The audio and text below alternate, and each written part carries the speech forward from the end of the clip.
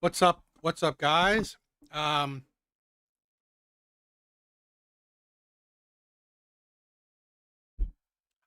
everyone?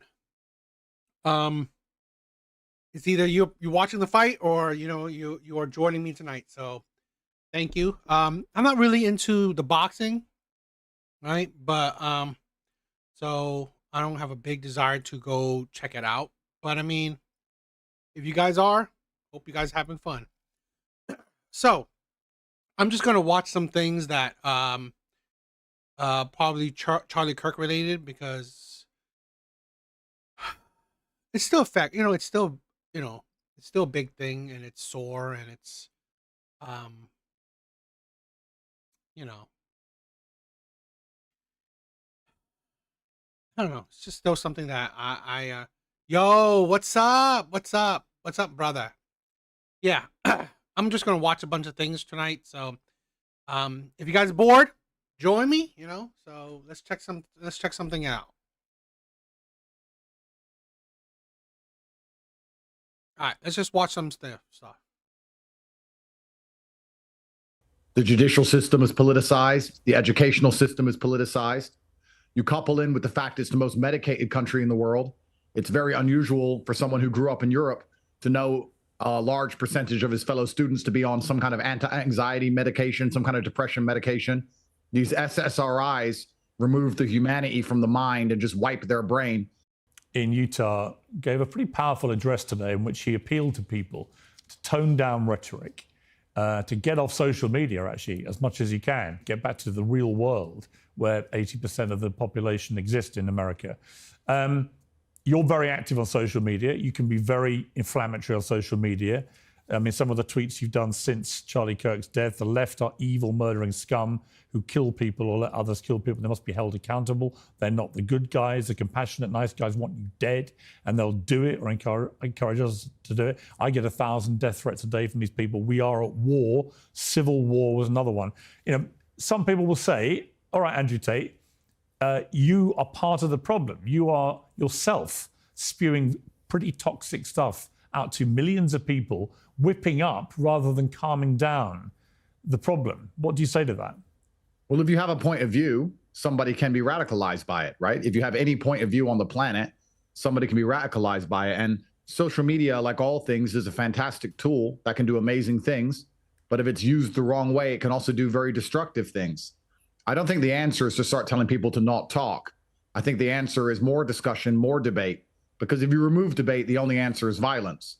So I think that one of the things that that draw me to Charlie Kirk was exactly that. Here's a man that just wanted to talk, have a conversation, have a civil debate, civil discussion. That's why I honestly was I gravitated a lot towards this man, right? Towards Charlie Kirk. So his passing really hit me hard. It really hit me hard, unusually hard, because I realized how much I admired the man. It's also my Laughing man, what's up? I say watching something like boxing or UFC or whatever, but friends, I hope DA are more important than that, brother. I say okay. Hey, I mean, you guys, watching boxing is not a bad thing. If it was a UFC match, right? If it was a UFC match, I'll watch it. Boxing, I'm not the biggest fan of boxing. So I'm not jumping for joy to watch boxing. I've really not watched any Canelo fights. So, I'm not that dying to watch boxing like that. tweets, which you just highlighted, the fact that I do receive death threats. Somebody did try to kill me only a few weeks ago. And then a friend of mine, a guy who I respected, was blasted and I had to watch him bleed out. I think it's pretty fair to say that, of course, my tweets are going to be emotionally charged. We can't get into an area where we say that we can't talk anymore, because that's only going to lead to more violence. We have to be able to speak to each Big bars. What's up, my brother? What's up? other. And I think that you would agree, perhaps I'm wrong, that it's the left which seem to be the ones who are so obsessed with assassination. It seems to be the left which are more violent, Antifa and their riots trying to assassinate President Trump. An attempt was made on my life. An attempt was made on Nick Fuentes' life. They just killed Charlie Kirk. For us to sit here and pretend that this violence isn't going one way is disingenuous. I certainly don't think it only goes one way. I certainly think it can go the way of any extremist. That the far right has its own problem with extremists. There have been lots of left-wing politicians and public figures who've been targeted. So I think it's a problem that goes both ways. But I have said for quite a while that the woke mind virus, as Elon Musk calls it, that ideology is extremely dangerous because the irony... Evil Eddie, what's up, my brother? You guys aren't watching the fight? I thought you guys would be watching the fight tonight. The irony of it is you've got this kid who is, purporting to be anti-fascist, but actually using violence and a gun to silence permanently someone whose views he doesn't agree with. The point being, that is the epitome of fascism. Well, that's exactly it. So the reason this is so dangerous from the left, and it's not as dangerous from the right, is because the people who are on the right live in a version of a... dual monitor. Not bad. You know what? I would have... one thing I would have wanted to do was stream it, watch it all together, but we can't do that. So, it is what it is. Objective reality. We live in the real world. These people do not live in the real world. If you're going to believe that a man is a woman, and you're going to believe that we should have no borders for our country and unlimited numbers of people can turn up and just steal from us, if you're going to believe that criminals shouldn't go to jail, you're not a person who's sensible. You now have no parameters from which to operate your logic. So if you're going to live in a complete fantasy land, it becomes a lot easier to justify murdering a political opponent than it does if you operate from a frame of rationality. So for that reason, the left are far more dangerous because all of their ideas are dangerous because none of them are true. None of them are real. For the same reason, it's dangerous for me to say to you, gravity isn't real. You can jump off a building.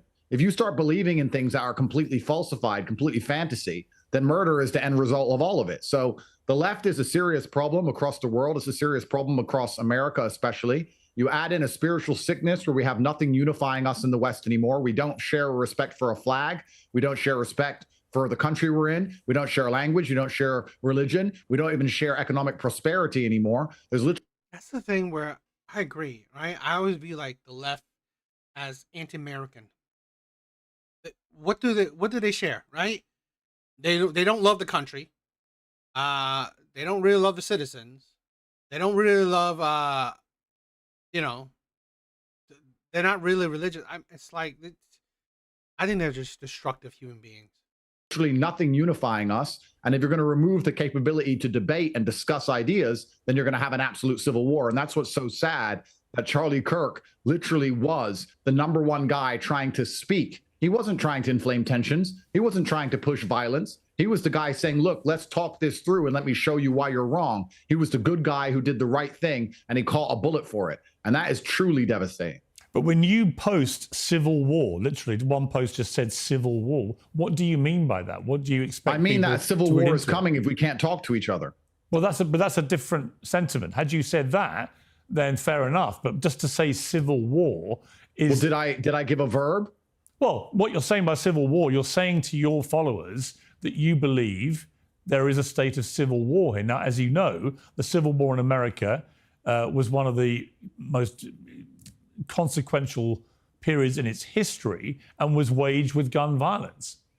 Well, I can answer that in two ways. Firstly, if conservatives can't give their opinion and they can't talk openly and freely without catching a bullet, then I guess it is a war.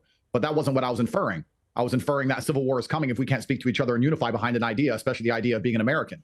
You've now added a verb saying that I was trying to incite civil war because very much like all other media figures, it's your Exactly, Laughing Man. This is why they're not Americans. I don't view the left as Americans at all. Primary intention. And honestly, after the Charlie Kirk thing and all of their reactions, I don't even view them as humans. I'm sorry. I didn't add anything. It's your primary intention to just spin up negative clips and find things that get you views. And that's exactly what the liberal media has always done, which is why conservatives are under permanent attack. We're going to now sit here and say I'm a violent person. No, and I didn't then say when someone else turns up at my house to kill me like they did 3 weeks ago, why are you putting words? That has nothing to do with you, Pierce. Why are you the liberal media in and of itself is truly disgusting. It's the reason why Charlie Kirk had to eat a bullet. Because the liberal media convinced this guy who probably looks like he's on SSRIs to me, that Charlie Kirk was the heart of evil when he truly wasn't. So please do not, in this conversation about fallen comrades, comrade, do not do the exact thing the media always do and the exact thing that ended up getting him killed. Do not say I said something I didn't say, and do not give some garbage inference trying to get a bunch of clicks on your channel. You may need money, but I don't, sir. So I don't care about clicks. You may be broke. I'm not. I didn't say let's go to civil war. If I may didn't say let's start a civil war. If I may respond, I said you can keep talking, Andrew, or you can shut up. I never added any verb. I literally read your post was 2 words. And neither did civil war.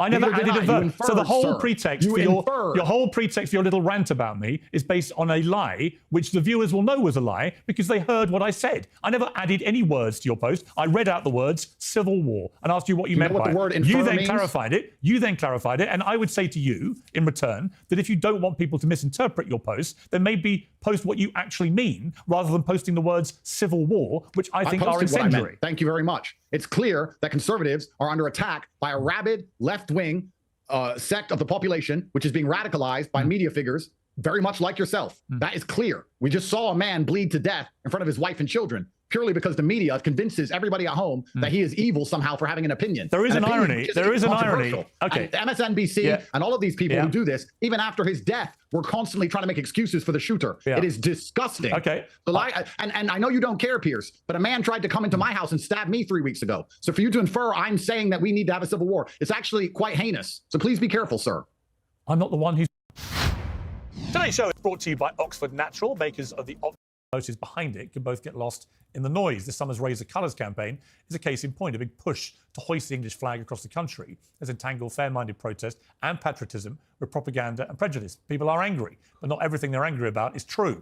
The same can be said about the brutal murder of Ukrainian refugee Irina Zarutska on a train in North Carolina, justified online.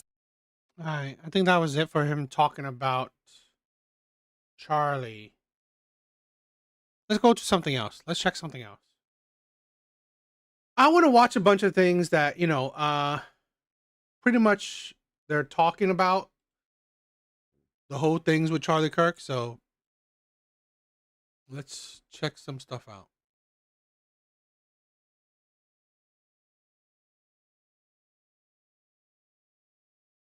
I want to check this clip out. Let's check this clip out.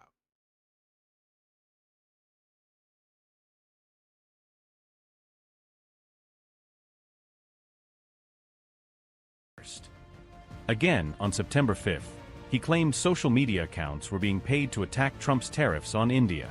He said, "You have to wonder if this coordinated..." Kirk added, "I have just now heard about the illegal India payments to influencers." Kirk defended Israel during its war on Gaza. In July 2025, he wrote, "No, Israel is not starving Gazans. That is a prudent deal. It is rational." Ironically, he countered, counting or not counting gang violence.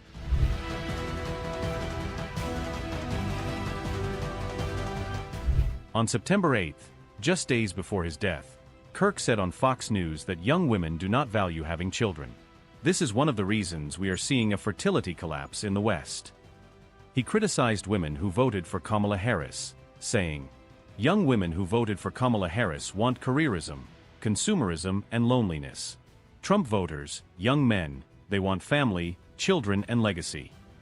In August, he targeted Taylor Swift and stated, "Submit to your husband, Taylor. You're not in charge. You've got to change your name. If not, you don't really mean it." Okay. Here's the thing where, to be honest, like Laughing Man said, right?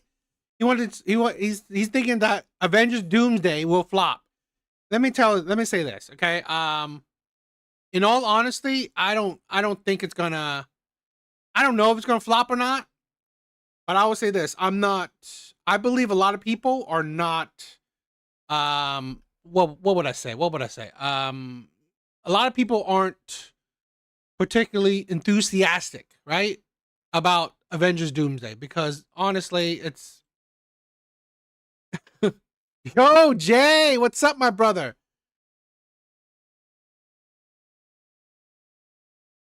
I don't know. I mean, is it gonna flop? I don't know. But I mean, it's definitely, I think a lot of people are not enthusiastic about, you know, how the MCU is right now. The MCU has lost 60% of its fan base. I believe it has. Yo, Laughing Man, go over to my other site. Go over to my main channel. Because that's where everyone else is. Make them R-rated, low. R-rated? That would be crazy. Kirk identified as pro-life, with no exceptions. When asked what he'd do if his underage daughter got pregnant after rape, he replied, "The answer is yes." No, I definitely, I mean, I'm not, I don't think I haven't watched any Marvel movie in a long ass time, right? I think the last Marvel movie I watched was Spider-Man. That was the last, I believe that was the last Marvel movie I watched. So pretty much every Marvel movie since, I haven't had the desire to watch it. Because honestly, I thought it was, I really didn't like the direction, right? I really did not like the direction. So I'm definitely one of the the percentage of fans that are not enthusiastic about Avenger of Marvel. So hopefully, let's wait until the trailer comes out and see if it hypes me up enough. So we'll see. You are watching my Devil's Avocado, my second channel. Check my first channel out, my Devil's Advocate, right? That's my first channel. Yes, the baby would be delivered. He called abortion a spiritual battle between good and evil, and accused women of committing murder. On rape, he argued there was a gray area when alcohol is involved in consent cases. Yeah, okay. I don't know. I didn't think it was.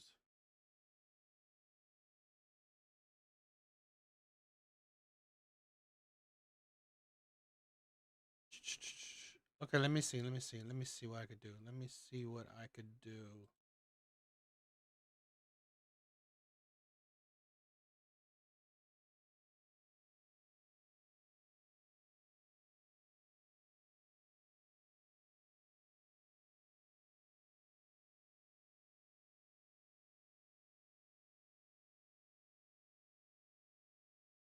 Yes, yes. If you find it.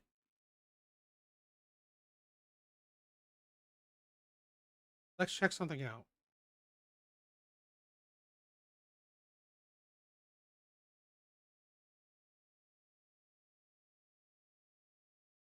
Now, I'm thinking, right? Because black people there's the black community, right? Not all, of course, but there's a good amount of black people are really I don't know, they are, what would I say? I don't know if I say they're happy, or they're happy. I guess I would say they're happy again with Charlie Kirk's death. So I might want to try to debate some people. So I'm thinking about that later on. Not today or anything. Chomping at the bit for an excuse to say, yeah, we heard that shit. Y'all was talking. And I keep telling y'all, my name might be Trigger Mike. I'm not going to help y'all fight no race war. We already lost. We outnumbered. This was the perfect. Yo, George, what's up? Perfect time to just say nothing. It literally had nothing to do with us.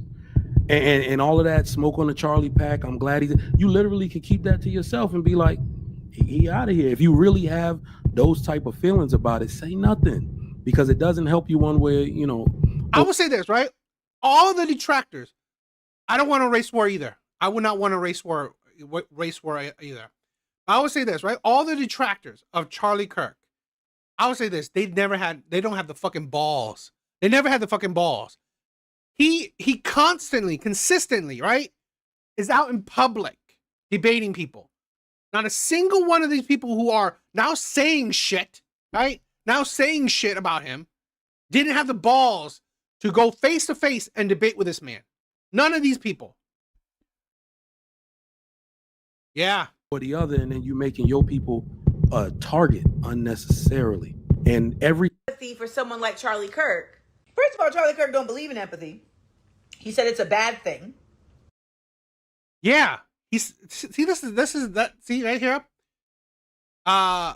This is Captain Palsy. What's up, my brother? This is disingenuous. Charlie Kirk said he prefer, right? He prefers sympathy because it's hard for you to understand other people's emotion and stuff. That's why he didn't really believe in empathy. Well, none of you showed sympathy. He said it's some new age made up shit. He also said people got to be. And she didn't finish the quote, right? He said he'd rather people be sympathetic than empathetic. Sacrificed in order to protect guns. If he was saying that while fighting for reparations, I may have a little bit of empathy. But this white on white vibe. Poor man gold. What's up, my brother? It's me, Evil Eddie.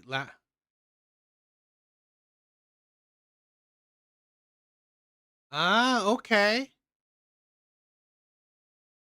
Violence. He died? Damn, B. Life comes at you fast. I can't have empathy for someone like Charlie Kirk because I cannot be in his shoes. I have no frame of reference for that. I have no cognizance. People didn't see this. This is why right here. Why he said he didn't really. He's not really believing in empathy because he doesn't ask you to be in his shoes. It's having sympathy, right? This man got shot in the neck. Where's the sympathy? See, this is why he said he didn't believe in empathy. For that. There literally is nothing about his existence that I can relate to.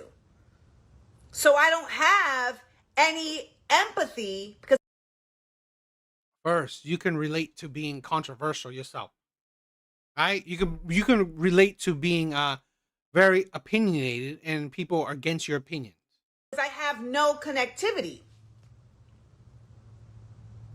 I have more connectivity to someone who is a complete stranger that dies of a drug overdose than I do to someone like Charlie Kirk. Because life is hard. And I understand that. Because it takes very little for someone to end up committing themselves to an existence of numbness. I understand that. That man got murdered at 31 at a college event. In the middle of a sentence, talking about black gangs. What a way to go. Oh, Chanel. He was actually taken out by an old white man. In one of the whitest, whitery, witty white states in existence. He didn't get murked in Watts now. They took him out in Utah. They said Lady Oleana. I want you to know it was us.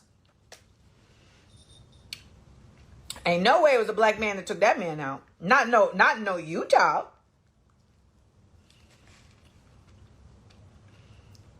Thugs. I just caught on to all this stuff, of course. Things that he said and stuff. I don't really keep up with Republicans like that, but yes. I mean, I definitely feel bad for his kids. Definitely did. It's messed up the way he went out. You know, as I hear more and more things that he said and did. I mean, this is the Lapeef Network video. I just want to see how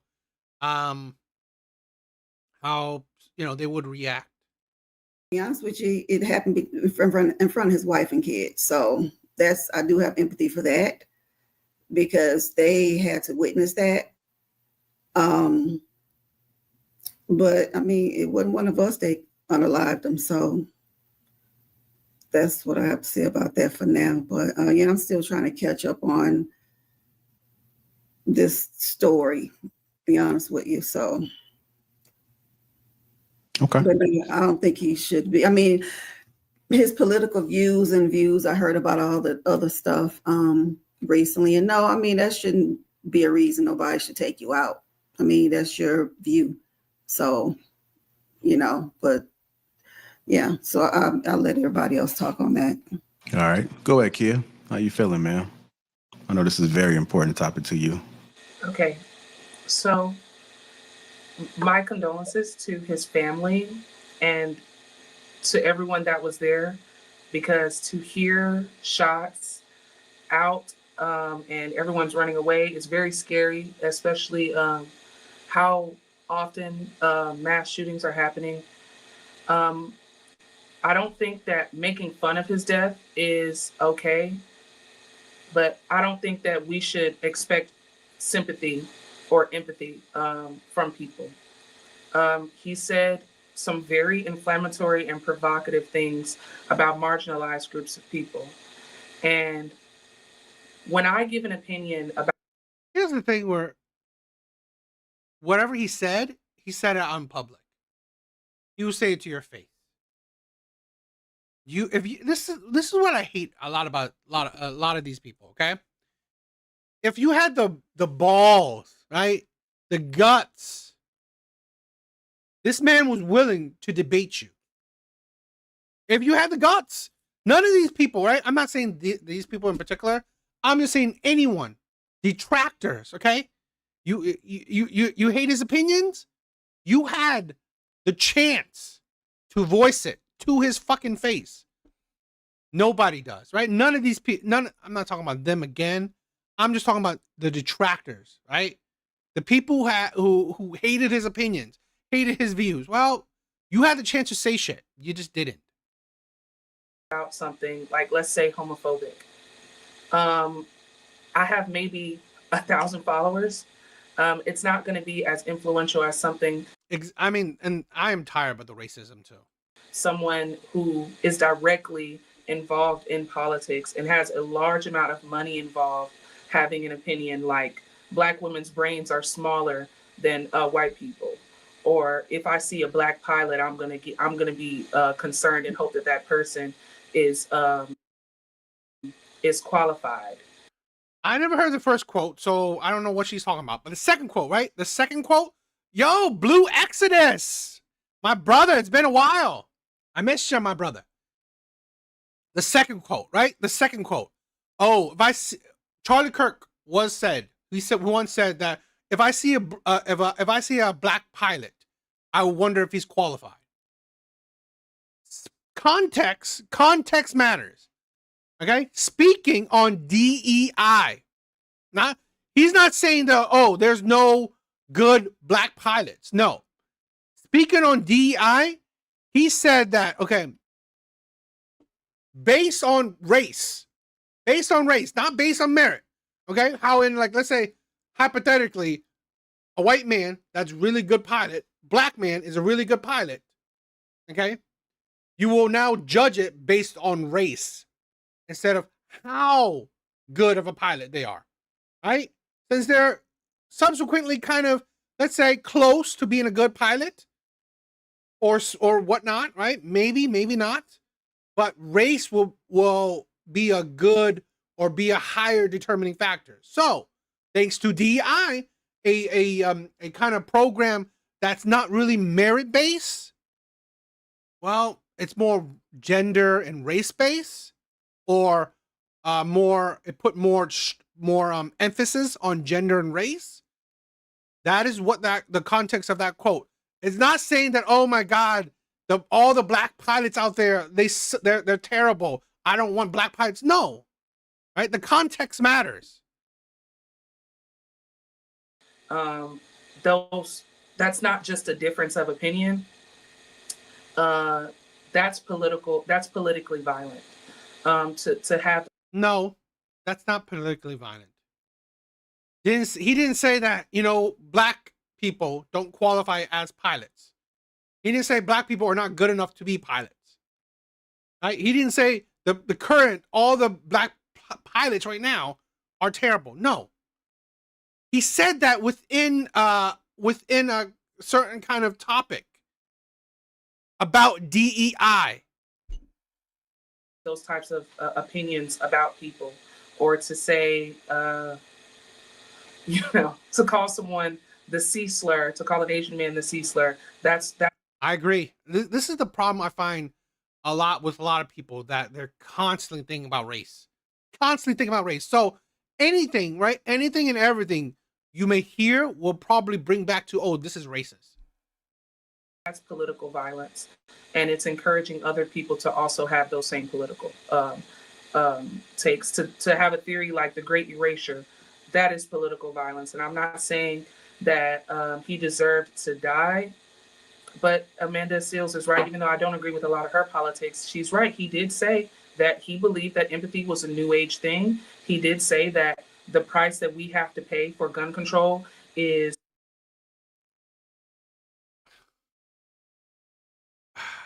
Political violence is a buzzword. I agree. It is a buzzword.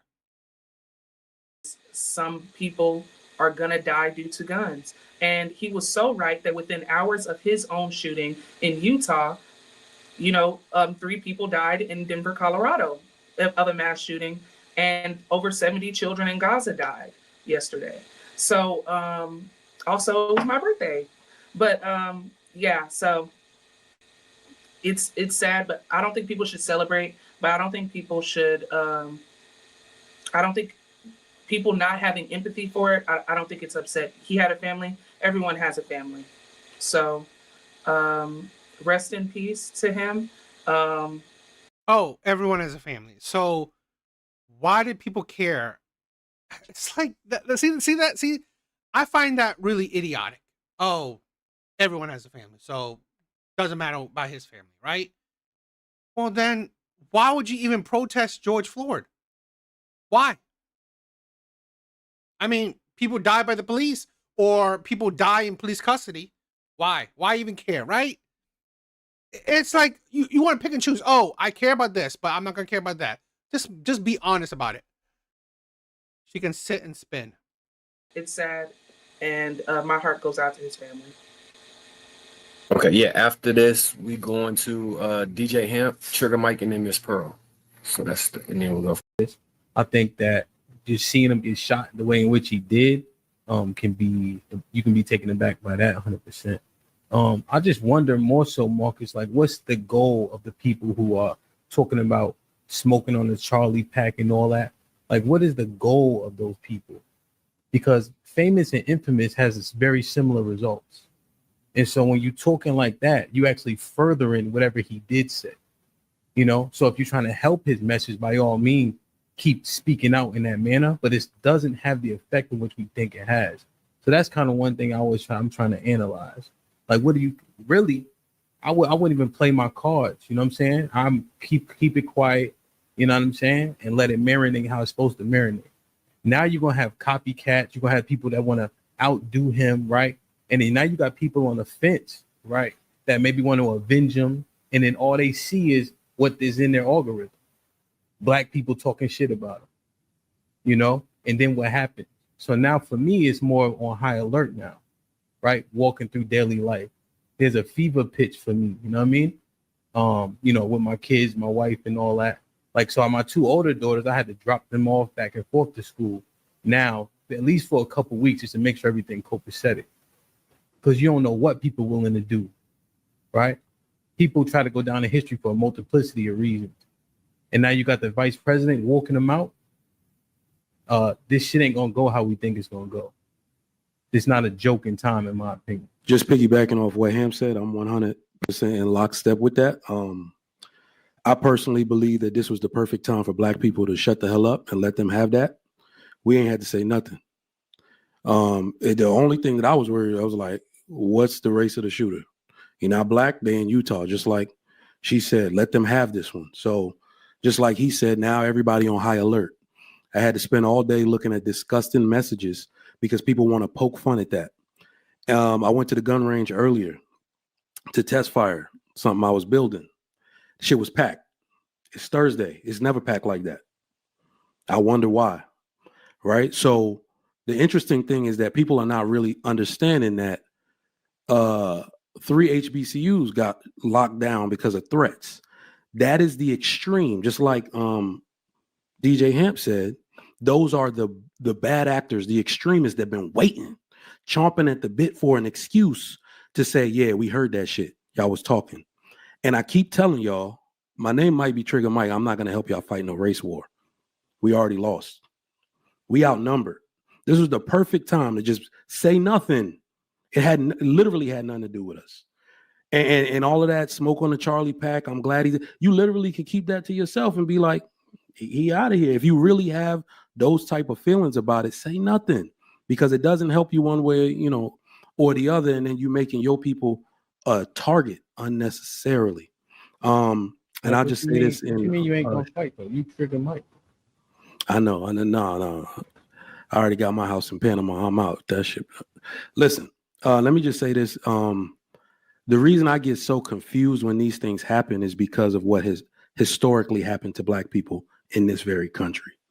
And I noticed throughout history, from MLK, from Medgar Evers, all these people in history, Thurgood Marshall, they resonated so deeply with people, and even in the movement, because they had the moral authority when they spoke.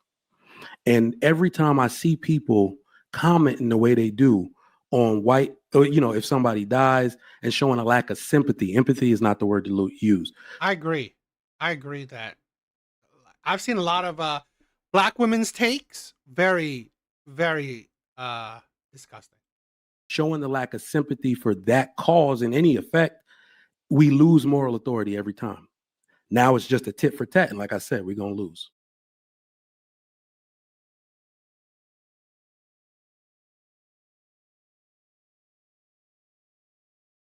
Same God.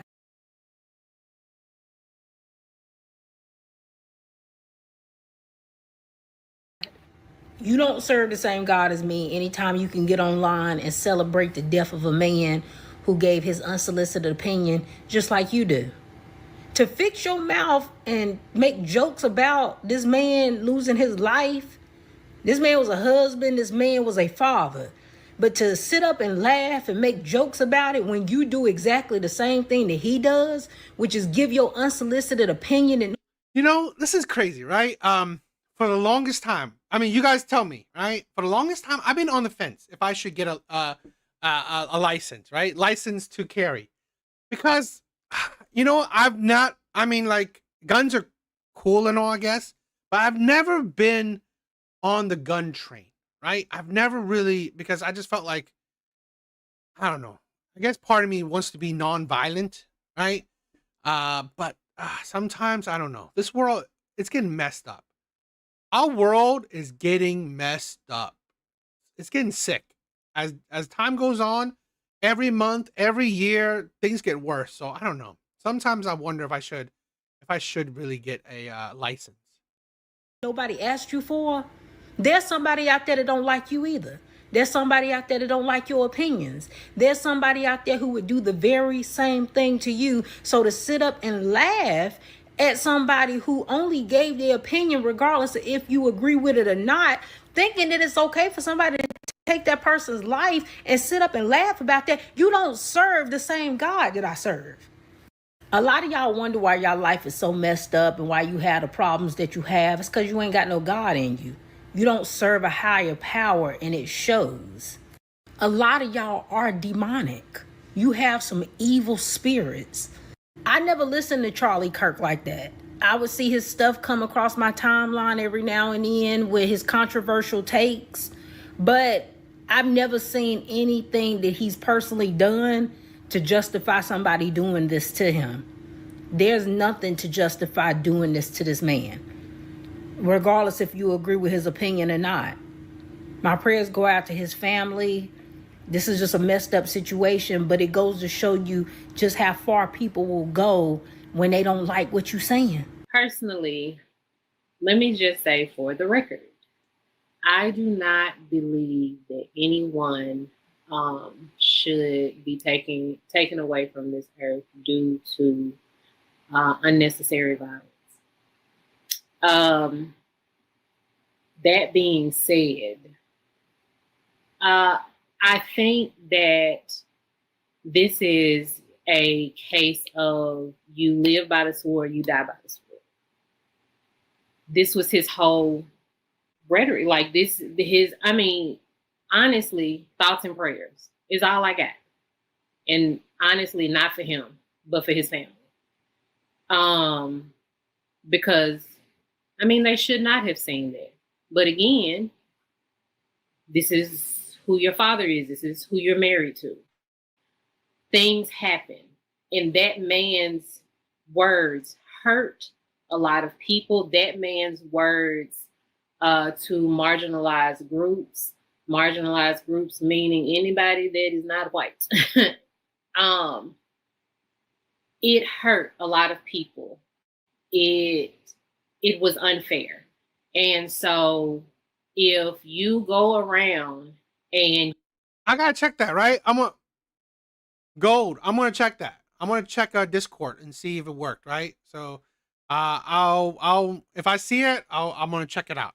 Yeah, I mean, it's like, seriously. Again, your words, right? Words. I don't give a shit how, right? What you talk about, right? I don't give a shit if you're so racist against me. I literally, right? I get death threats and people saying heinous things about me. Good on you. I still don't wish you death, right? I still wouldn't wish you death. And I've had people say very, very heinous things about me. DM me and say like insanely disgusting things about me and my family. Okay, cool.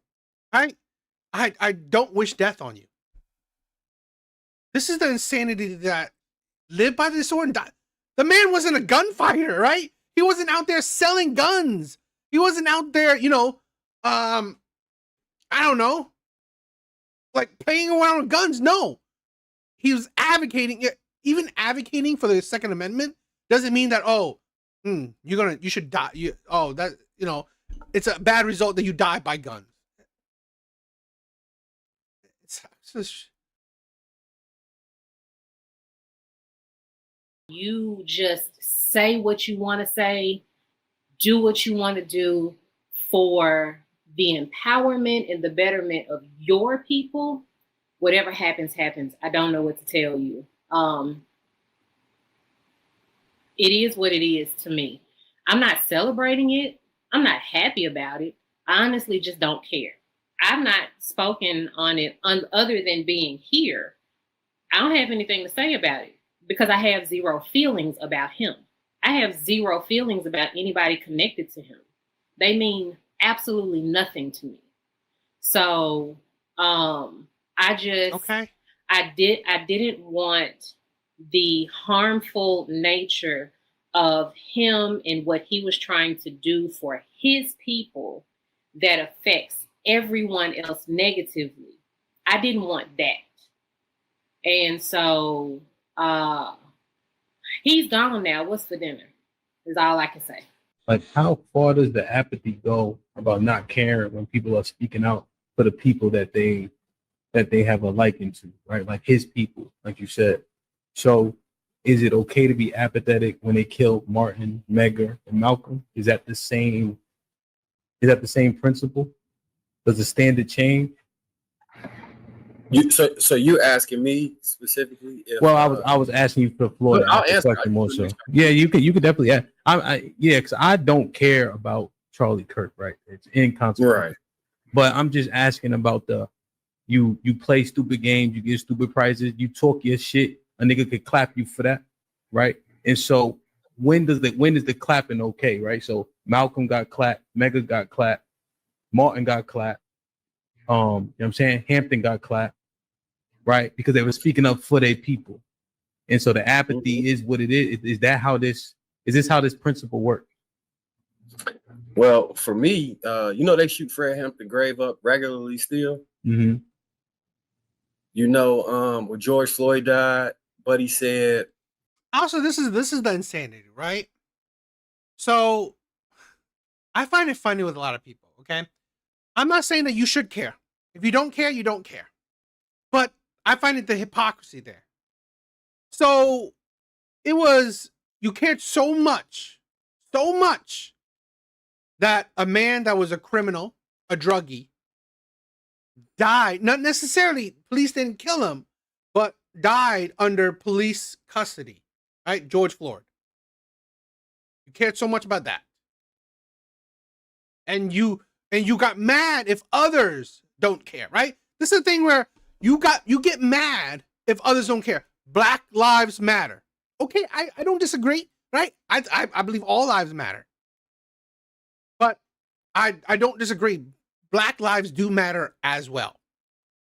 But you will get mad if others don't care, right? If others make fun of it, if others ignore it. But in this case, a man got assassinated. Whatever. I don't care. Fine, you don't care. I get it. But you can't see the hypocrisy there. You can't see the hypocrisy there when if something happens to, let's say, a black person, well, don't be surprised that other people don't care. Because if reverse, this is the logic, right? This is the scenarios. If it was reverse, you wouldn't care. You wouldn't care if a white man dies. So why would other people care if you die? That's the thing. People have lost the plot in thinking that, okay, treat others how you want to be treated. Okay? Care if you want to be cared.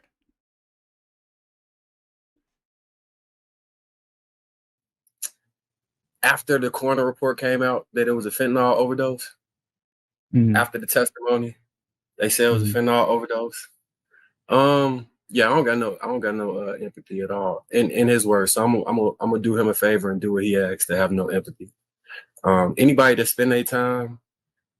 Yeah, he didn't ask you for empathy, but do you have sympathy? Maligning or painting narratives about my community, and this is regardless of race. Yeah. So if you spend your time attacking Black Americans and you get smoked, shit, I'm gonna blow that pack. It is what it is, Joe. Like that. And if it come to something, it come to something. I can't live my life in fear. Yeah. So I'm prepared for what I'm prepared for, and if I ain't, then so be it. But I get what you're saying about playing your cards to your chest. Believe me, I understand that concept. Very, very, very, very, very, very. Yeah. But I can't pretend like I didn't see this man make it his purpose to incite young YT man to have a feeling specifically towards our community. And then he was trying to make a little slick jab about gang violence being mass shootings right before he got popped. Like, he died literally with our name in his mouth. So I don't got no empathy or sympathy for that, bro. You get what you get. Yeah. You get what you get. I think empathy is continuously being expected from us, from Black people specifically. Our empathy, our mobilization behind any political movement there is. No one's asked. This is the thing. No one's asking you to have sympathy and but you guys are again talking about it. Have to stand behind this movement. It's like, well, why are y'all acting this way? And I get it, but this respectability politics, it makes us look bad, or that doesn't matter. Like, they used to eat us. Like, they don't our behavior is not gonna impact how they feel about us. If they don't respect us, they're just not going to. Like, him and his following believe that our brains, which has been disproven by science, they believe that our brains were smaller, right? And that it's ridiculous. And I'm not saying that, of course, he didn't deserve to die for his political opinion, but we don't know if that's why he died.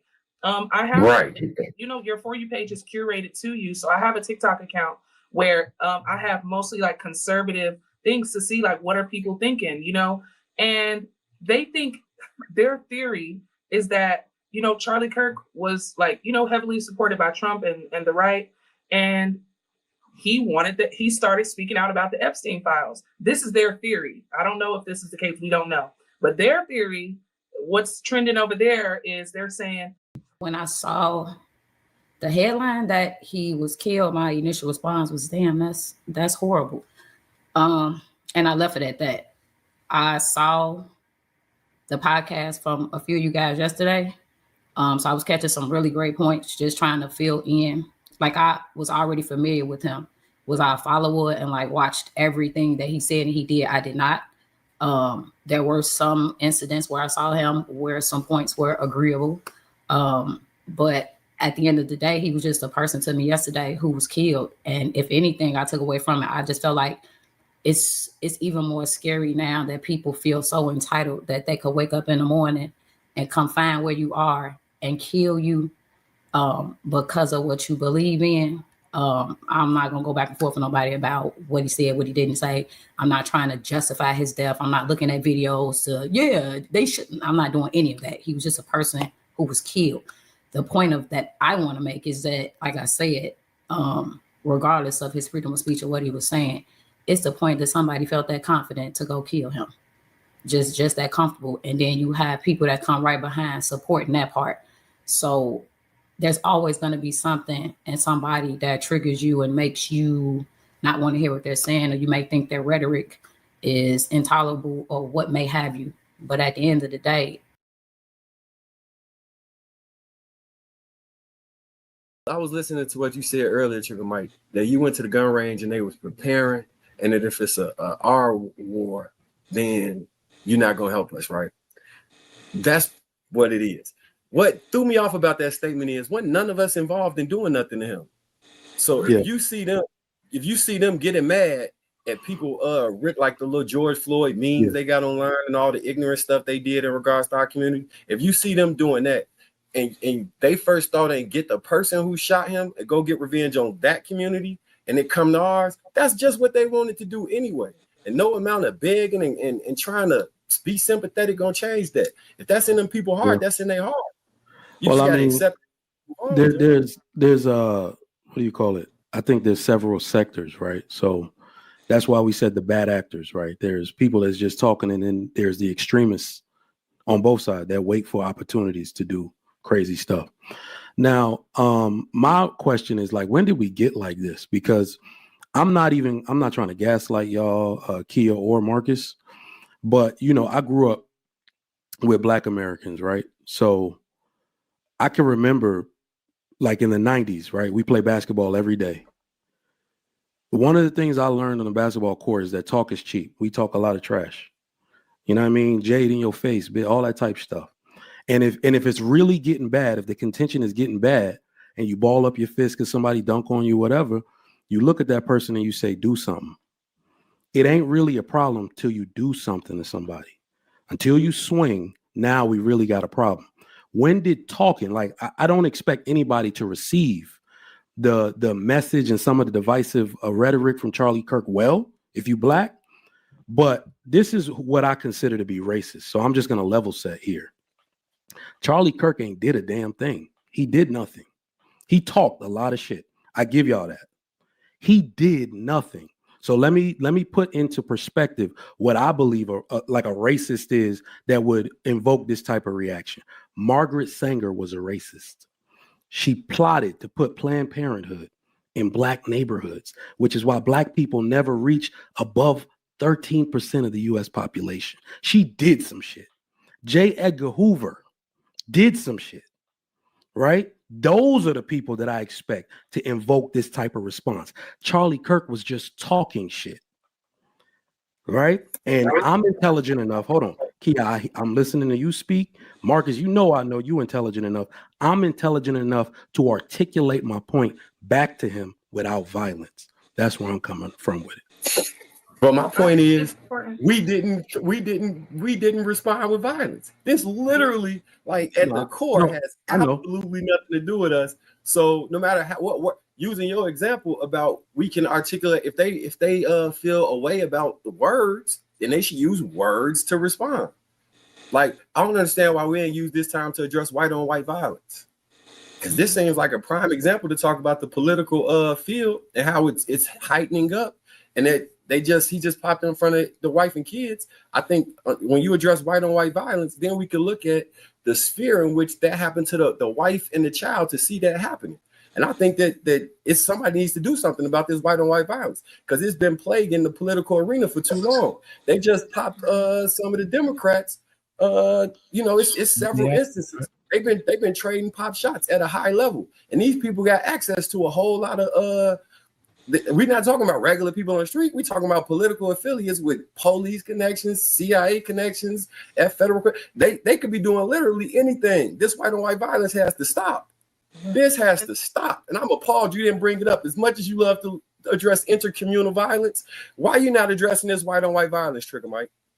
Because they the ones with all the guns. So I think one of the interesting things about this is that we have not put ourselves in a position to really have an opinion about it. He who has the goal make the rules. You know what I mean? If this is high level political violence, you know what I mean? And this is such an appalling thing because of the following of this man. Like we keep saying murder, this man was assassinated. Just like somebody said, what other high level person with a following has been assassinated within our lifetime? Like his. He a social media influencer. He not a no. So he has his hand let in me a lot hold of on. things politically. I'm sorry, Kia. Let me do this. Yeah, but I'm saying let me say this real quick. Just to level set this, Charlie Kirk was not just a media influencer, bro. He was the point person for Donald Trump. For Turning Point US. Yeah. But what I'm saying is that this is how influential he was. Donald Trump won the popular vote in 2024.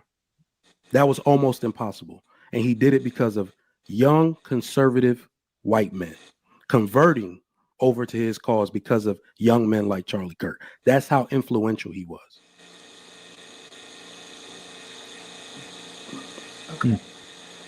Mike, I think people having certain opinions can incite violence. Like I understand what you're saying, like on the basketball court, talk is cheap, but it's not. Like words do hurt. And if your words are violent or in encouraging other people to commit violence, then you do. I mean, even in Christianity, you cannot provoke another person to. You cannot anger another person, even if it's just with your words. That's a sin. If it's a sin for you to provoke someone else to sin, so you are just as guilty. If I tell you to go commit some type of fraud and you go do it, I am an accomplice to that because I agreed for you to do it, even though all I did was talk, even though all I did was say it. It's still just as violent. What did he say? I can answer this for her. So there's a religious leader that he prays for a whole month. It's like something, MC something. So this guy was a very devout Protestant, right? McLean. You know what I'm about to say then, right? And he believed that we are Canaanites, black Americans and blacks in general are Canaanites, and we were supposed to be enslaved. It was divinity of God. So he praised this man effectively for a whole month. And his main ideology that he was known for was that we supposed to be enslaved. You really care about this man, knowing that's what he advocated for. That was his hero. I don't care about Charlie Kirk. I'm saying that I'm objective enough to have an objective conversation about it. So Kia, this is what I'm asking you. What did Charlie Kirk say? I'm asking for education. I sit here, I work from home. I sit right here and work all day. I watch a lot of his clips. Like, we get a lot of the short form video. So it's clickbait. So I click and I'll listen to the whole 4-hour thing of him at a university, right? Mm-hmm. So I need to know, what did he say? I guess you're talking about dog whistling. Did he make any actual attempts to say, go do something to these people?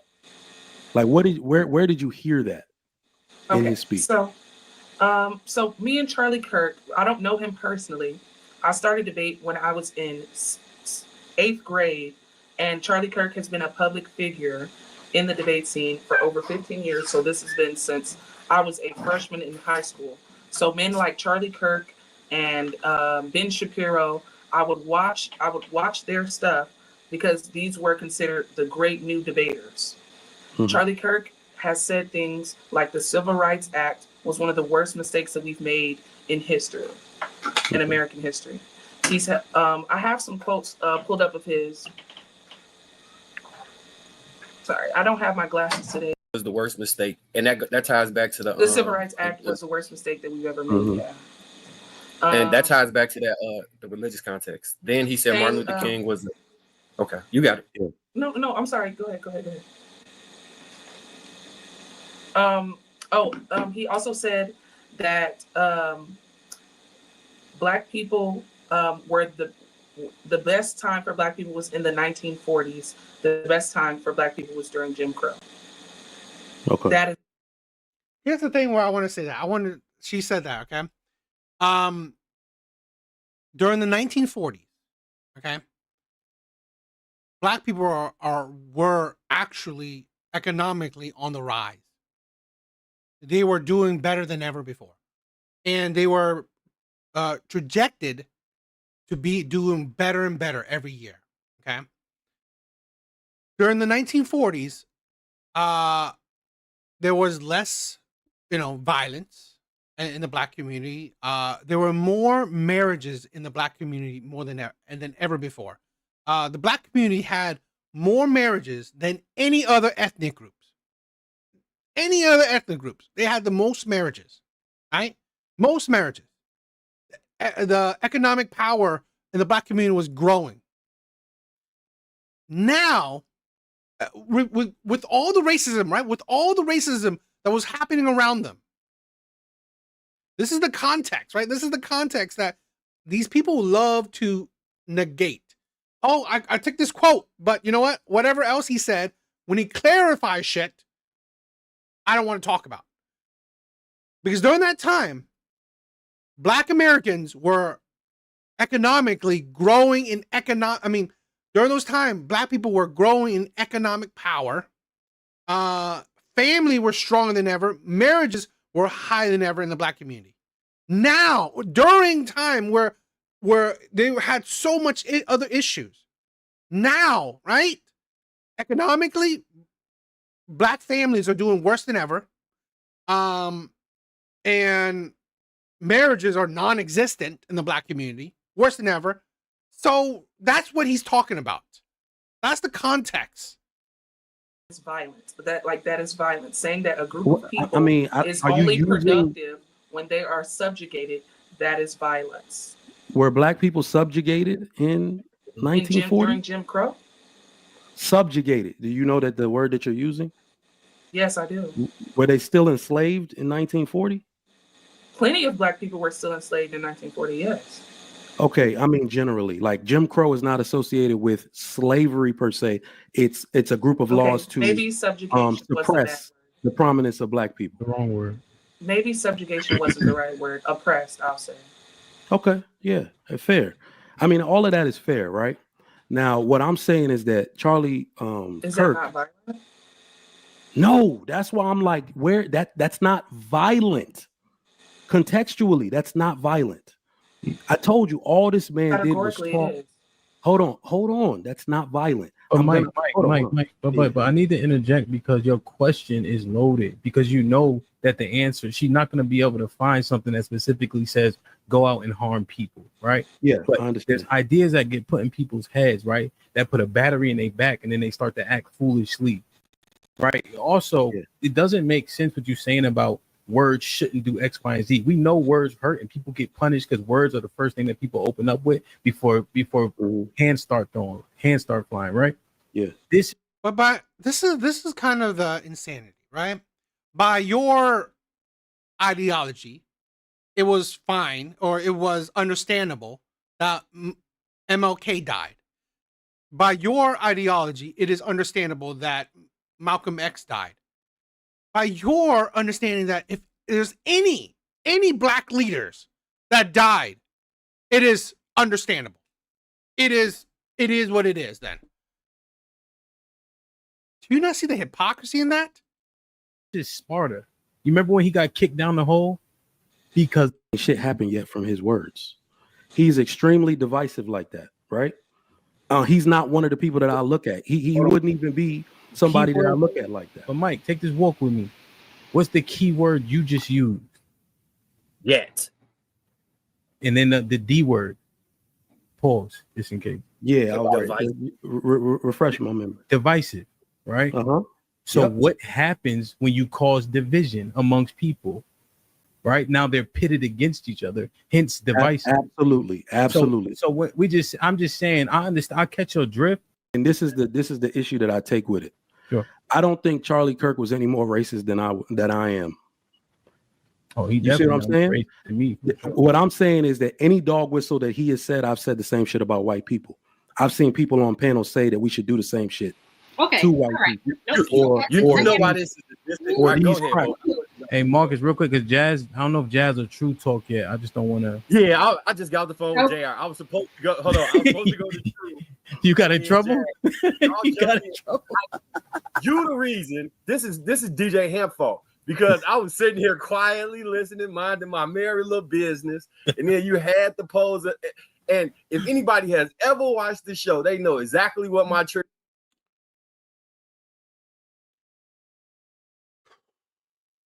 I don't know. I'm just.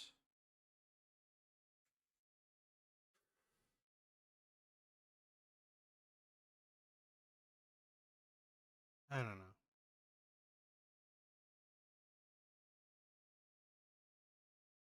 It's hard, right? I don't know. Let's check this one out.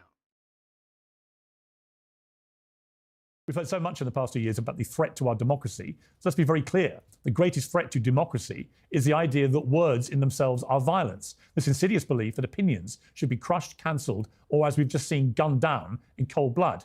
That is violence. And there are some very dark times ahead if we can't all agree that it's wrong. In a couple of minutes, I'll talk to our star panel, the host of the Rubin Report, Dave. Way to absolutely guarantee anybody's safety in this world. It's Joe Kaplan. I really appreciate you coming on. Thank you very much indeed. My pleasure. Well, let me turn now to my panel. A lot of different views here on politics we've all had over many years. I'm sure we're all joined by the same view that this is an absolutely appalling thing to have happened and that the consequence of it could be very far-reaching. Dave Rubin, let me start with you. You know, this is a cold-blooded, deliberate, pre-planned execution of a high-profile conservative who, irony of ironies, was the guy probably leading the charge to sit down with people whose views you don't agree with. In other words, almost the opposite of what this shooter appears to believe that he represented. What is your reaction to it? Well, Piers, before we do the political side of this, I just lost a friend. My friend was assassinated, a man who I spent an awful lot of time with, who I broke bread with many times, who I sat at weddings with, who I toured with and did many of these college shows with, a man who, as I was leaving the left about a decade ago and realizing the hysteria of the progressives, who welcomed me, even though we had various different opinions on very closely held things like abortion and marriage and taxes and death penalty and all of these things. And in the 10 years or so that I knew Charlie Kirk, I never had one bad experience with him. I had only good experiences with him. To your point about the political part of this, yes, Charlie was better at reaching across the aisle than anyone. I like to think that I'm pretty good at it, but as an apostate from the left, someone who left the left, in some sense, they want less to do with me than even someone like him. So it became harder for me to reach across the aisle. Charlie spent his life trying to widen the tent that is the conservative movement. He wanted the ex-liberals like me and Elon Musk and Joe Rogan and Tulsi Gabbard and RFK, the thing that Donald Trump represents in a wide tent MAGA movement, because it's based in America and freedom. And I don't know anyone, literally anyone on earth, who was doing it better than him. So I mourn deeply for my friend, and I mourn for America, because in your intro you laid it out correctly. There's a lot of anger right now. There's a lot of sadness, I can assure you of that, but there's a lot of anger. And I feel it's incumbent on me, and hopefully guys like you, Piers, to be a little bit better right now, because otherwise this very precious experiment could veer out of control unbelievably quickly. I think that's completely right. Cenk, you and I have talked a lot about the toxic nature of political discourse in America, and you've been very critical of the woke left, actually, in particular, and the way they've over-demonized everyone, calling everybody Hitler, fascist, and so on. It seems that this 22-year-old shooter had, anti-fascist insignia on his ammunition. It's pretty clear, I think, that he hated Charlie Kirk and wanted to silence him. We don't know his exact political allegiance. That may or may not emerge in the next few hours and days. But certainly, he was behaving like a fascist. A fascist at their heart will stifle dissent by murdering people. And this is exactly what this person has done in the absurd guise of being anti-fascist. Yeah. So I think that this is a huge problem in America right now. So to the point that Dave's making, look, so Dave changed some of his opinions and didn't change others, right? I didn't change any of my opinions, but Charlie and I had many conversations. He came on the Young Turks at the Republican National Convention and the Democratic National Convention. I went to America Fest. I got a lot of heat for going to America Fest But the part of that's left out is that Charlie invited me to it. And not because I had changed any of my opinions, but because I hadn't changed any of my opinions. And then once we had those conversations, what we found out was, yes, we still deeply disagree on many things. State of race relations, power dynamics in America, I could go on and on, right? But it turns out we actually did agree on a bunch of things. Housing, paid family leave, how the American people are being taken advantage of by the powerful, corruption, all of these things. So you don't get to there unless you have conversations. So I know some on the right certainly were shutting down conversations earlier in my lifetime. Still some today are making that argument. And in their anger today, and then justifiable anger, some were talking about striking back. And then on our side, yes, there's way too much censoring, way too much never talk to anyone else, just stick within your own tribe. Well, how are we ever going to heal a country? Especially if you're from the left, guys. We're supposed to be the side that has empathy. I'm not saying the right doesn't. I'm just saying that we historically have prided ourselves on having empathy and reaching out and having conversations and healing and uniting. So that's one of the things why I left the Democratic Party, where they were supposed to be all this, right? All these great buzzwords, all these niceties. Turns out they weren't. Turns out they were hypocrites. So that was a big thing for me. The way that this country is going and both sides are going is a deep, deep problem. And one of the issues, Piers, honestly, is media and algorithms. It rewards extremists. And the more extreme you are, the more rewarded you are. And so we've got a way to fix that. If we don't fix it, the money and the spinning out of control of both sides' political fervor is going to be an enormous problem for this country. We've got to stop right now. Look, either we could use this moment to hate each other more, or we could use this moment as an inflection point to begin to heal and to unite and realize that we're all Americans together. There's nothing wrong with disagreeing, and we could say that fervently without crossing the line into hating each other, thinking that both sides are Nazis of some sort. And you're right, Piers, even I've gotten called a Nazi by some portions of the left for disagreeing on trans issues 5%. No, that's too much, guys. It isn't about me. It's about the hatred that gets built in and entrenched when we can't even talk to the other side and we can't see each other as fellow Americans. Batty, I want to play a clip. This is a Charlie Kirk on Piers Morgan Uncensored in November 2023. At the time, we just had the start of the Israel-Hamas war. I'd been defending Israel's right to defend itself at that stage. I've obviously become a lot more critical in this year, certainly. But at the time, he talked very pertinently about actually the left and in particular in relation to campus colleges. Let's take a look. The very same people who've been behaving in this way, effectively supporting a terror group, have gone out of their way to deplatform and shame and cancel anyone who, mainly on the right, it has to be, so on the conservative side, who've deviated from their worldview. So free speech to them seems a very complex issue.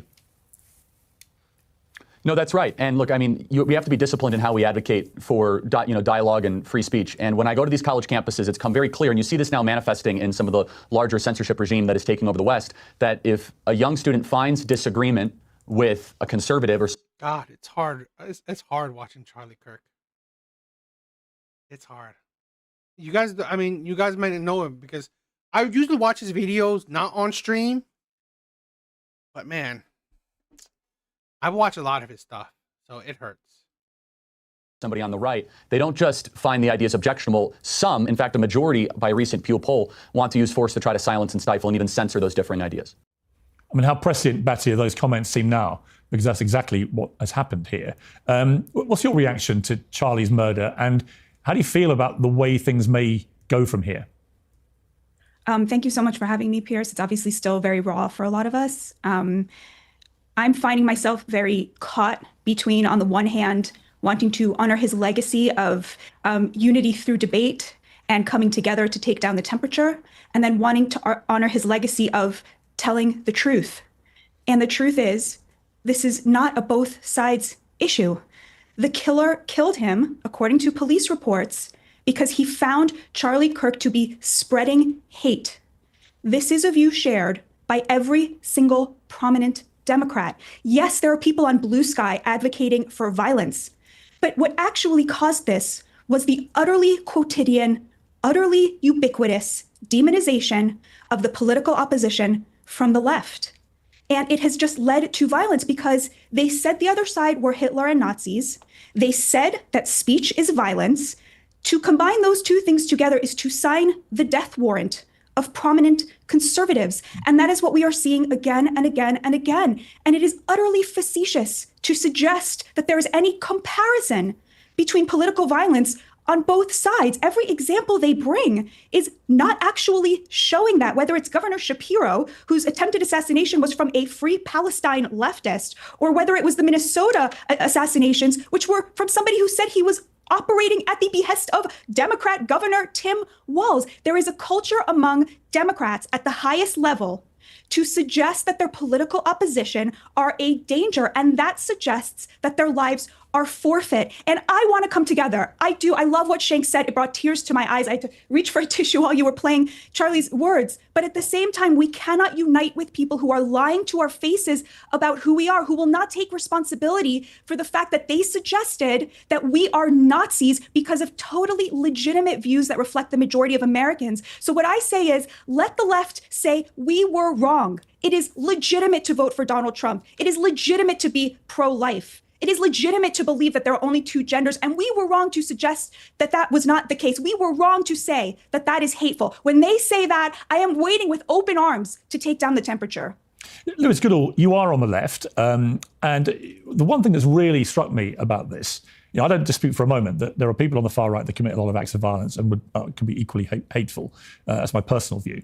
But I have been truly shocked, genuinely truly shocked, by the sheer enormity of brazen, dehumanized calls on social media from people on the woke left, the sort of far left, which has been calling themselves progressive, but in my view are the opposite. But how they've reacted to Charlie Kirk's death, we've got a little mashup of some of it. Ding dong, the witch is dead. We think that Charlie Kirk just got shot in the neck. Hey, ooh, ah, ooh. I would say pour one out for Kirk.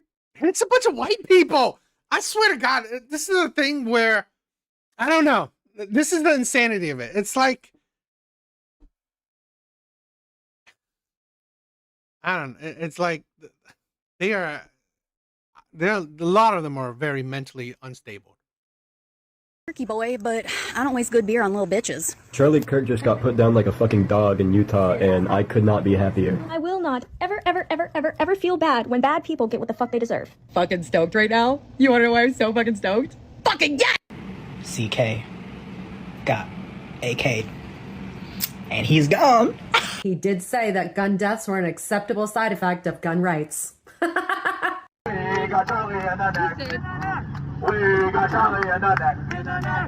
There are hundreds, thousands maybe, more examples like this. But we've seen teachers, we've seen hospital executives, we've seen people who want to run places like the Oxford University Union, for example, and so on, all coming out with similar gleeful celebration at the murder of a 31-year-old father of two young children. I find it utterly despicable, but also quite terrifying, actually, that they're so brazenly doing this. What is your reaction to that?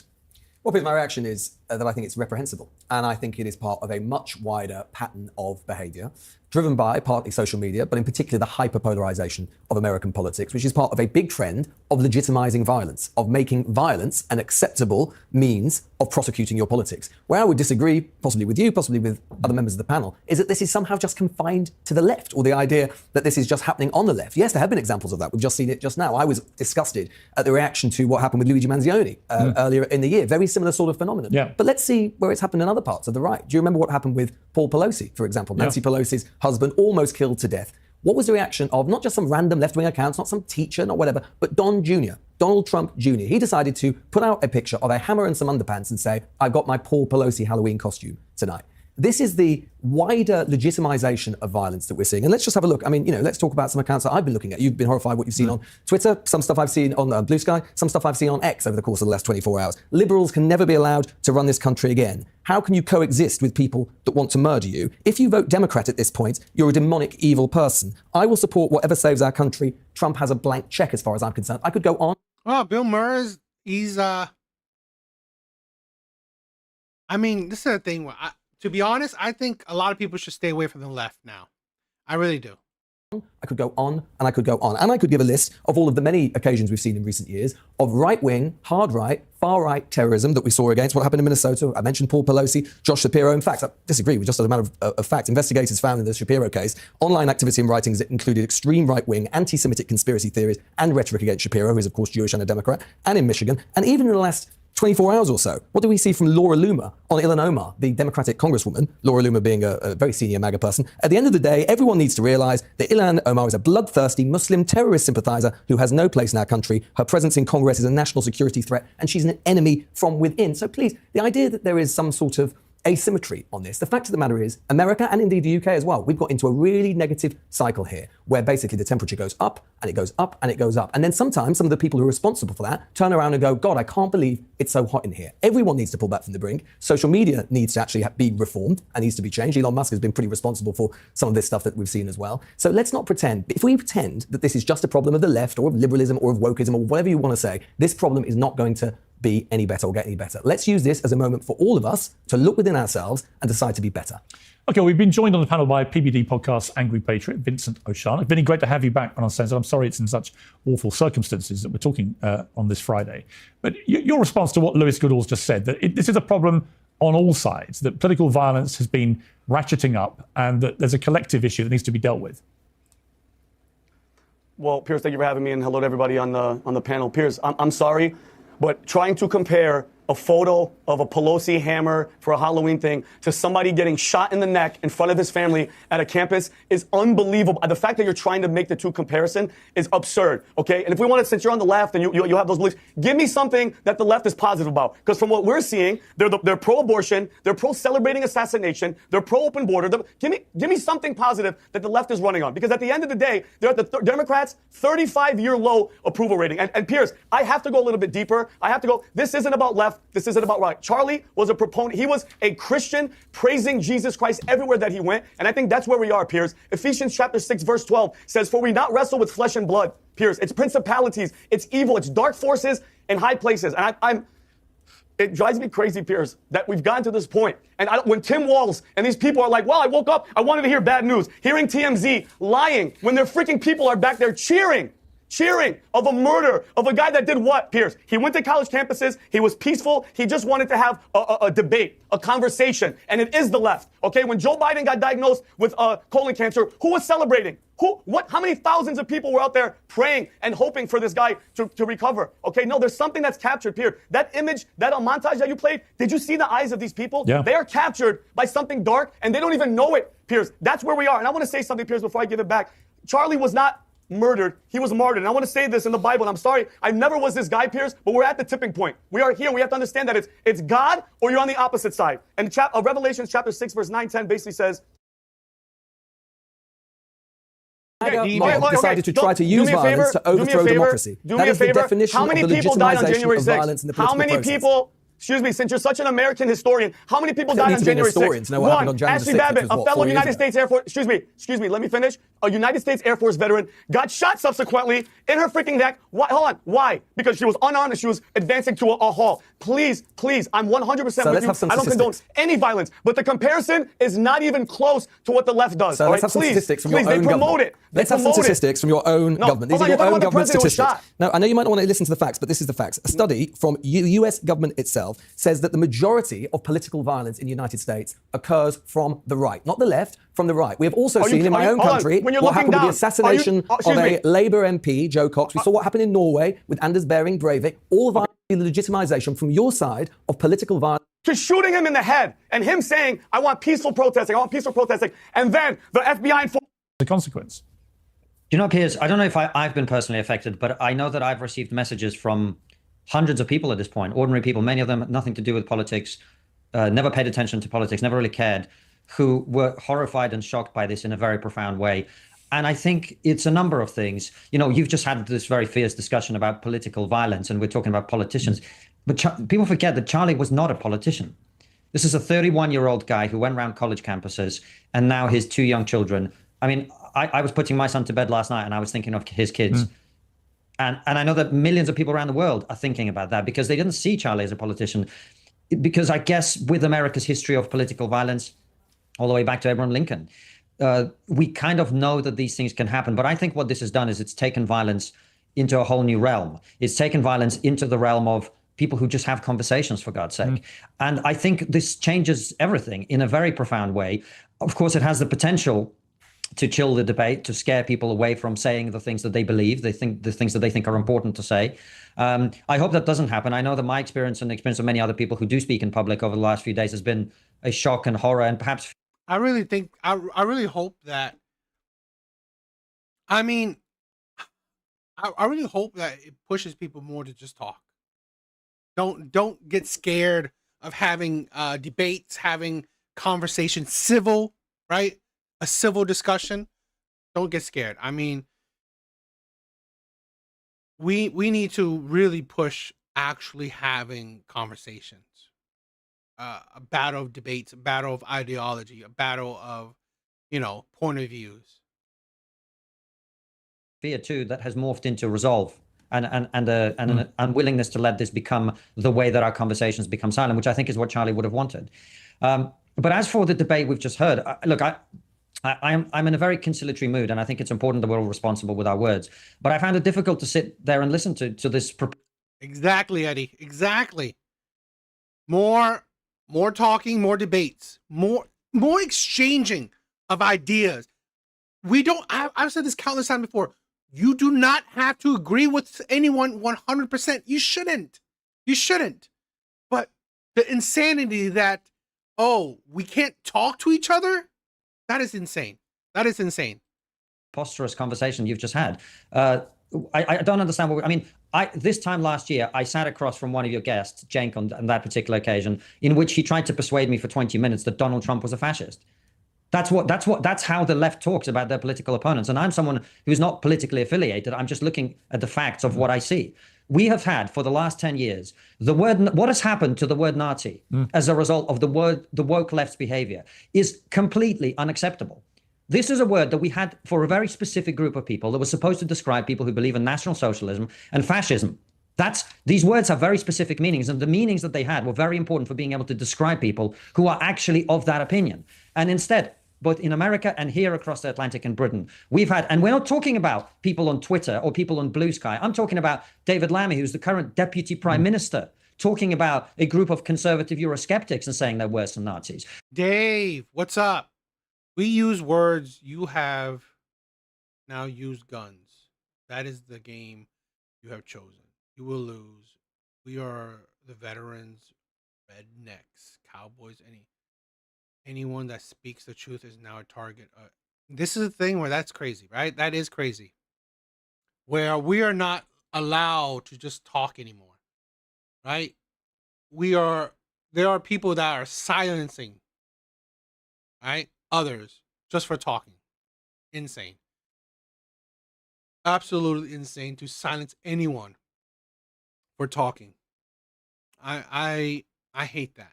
I hate that we just can't either come to a common ground or just agree to disagree. Those are the two outcomes when it comes to talking. Those should be the two outcomes. You either agree to disagree or you come to a common ground. That's it. No need to get violent, no need to get angry. It is sad. We've had this for a whole decade now, the complete dehumanization of people for simply having political disagreements. And so when I see that the killer of Charlie Kirk had these so-called anti-fascist inscriptions on his ammunition, I'm not surprised. I'm not shocked. Of course this would happen. And people like to pretend that this has no consequence. Well, think about it, Piers. You're a man, I'm a man. If you and I thought that fascism was actually here, as we keep being told, wouldn't it be our duty to stand up and fight? So can we really be surprised then when some deranged guy picks up a rifle and shoots someone who people on the media, people on TV keep saying is a fascist, keep saying is a Nazi, is completely irresponsible. And I'll just make one other point on this because, we've had this conversation. Lewis has talked about, well, there's violence on the left and violence on the right. He's right. Of course, there are deranged people on both sides in a country with easy access to firearms. There will be that sort of violence like we've seen in our country. It's not just Joe Cox who's been killed in this country. We also had Sir David Ames, an MP, be killed in Britain too. And he was a member of the Conservative Party, killed by an Islamist. And on we go. But there's one thing that I've noticed. A great mentor of mine once told me, he said, Konstantin, the greatest insights come from looking at what is not there.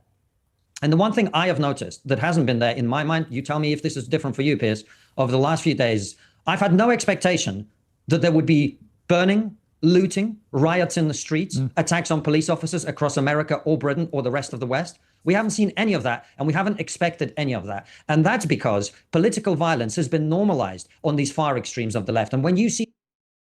Justin, what's up? And that's, you know what? That's the thing where that is fine. This is the problem where we as human beings, it's okay to be different. We don't have, this is why I've said this before. You don't have to be, it's like, you don't need to agree with me, right? 100%, agreeing with anyone 100% is crazy. Like Justice said, right? He's not a conservative, and Charlie Kirk, says things that he doesn't like, that he wouldn't even like, but it doesn't mean that he deserves death. And that's the thing. We don't have to agree, right? If we don't find common ground, cool. It's just why I get mad. I've gotten so many like I said, I've gotten death threats for my viewpoints. And I'm a nobody, right? I'm a nobody, and I've gotten death threats. Imagine that. So I'm not surprised that this man who has millions and millions of watchers and followers, that happened to him, right? I've gotten death threats from just talking. And like I said, I'm a nobody. So I'm not surprised that shit like that happens. And that's the insanity. If you hear someone talk and you don't like it, I've had plenty of comments, right? In my comment section saying a whole lot of shit about me. I said, you know what? I understand.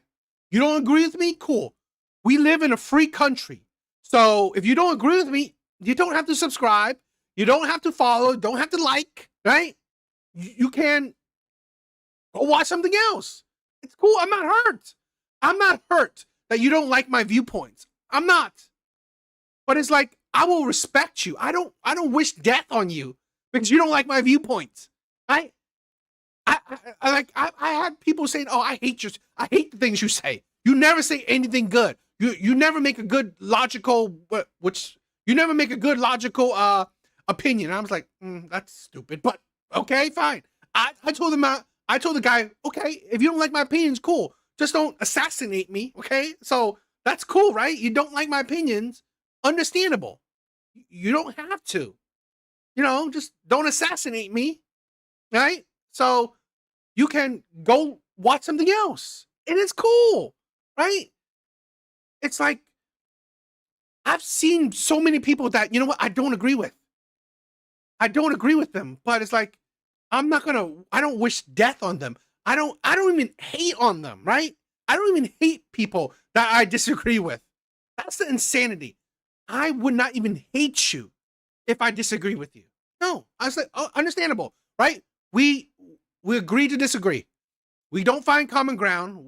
I can't change your opinion. You can't change my opinion. Understandable. It was cool. So I don't, Dave, it's all good, right? I mean, it's like, it's something that I've been learning about, it's something that I learned about social media, that you will have haters, but it's like, when that thing happened to Charlie Kirk, I'm like, you know what? I understand I will have haters, but you know what? Just, if you're going to hate me, just don't watch me, right? Don't watch me. Don't listen. Stop listening to me. Block me if you could, because honestly, I don't want you to hate me so much that you will want to kill me, right? Hate me so much that you want to dox me. Hate me so much that I don't know. And that's the sad part, right? That's the sad part, where it's okay to disagree. It really is. I don't beg anybody to agree with me, right? I don't think that, oh my God, I hope that, I hope millions and millions of people will agree with me so I can grow my following. I don't. I just like talking, right? I like sharing my opinions. I like talking to my brothers, right? Anyone that's in the chat, I view you guys as my brothers, right? I've had trolls go into my chat and insult me, but it's like, cool, right? I don't care. I don't mind. It's all good. It's just like, don't go crazy. That's it. right? Don't go so crazy that, you know, you want to do the extreme stuff. And that's the sad part, is where so many people are getting extreme. It's like, seriously, you don't know me, I don't know you. So we shouldn't be hating each other. I haven't done nothing to you. You haven't done nothing to me. So what is the point of hating each other? It's a man, right?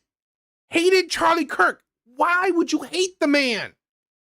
That's the thing. To be honest, right? I don't hate nobody. Hell, my baby mom fucked my life up, and I don't even hate her, right? And I should hate her. I should hate her a lot. I should hate her a lot. I mean, like, I mean it, right? She fucked my life up a lot, right? And I should hate her, but I don't, right? So it's like,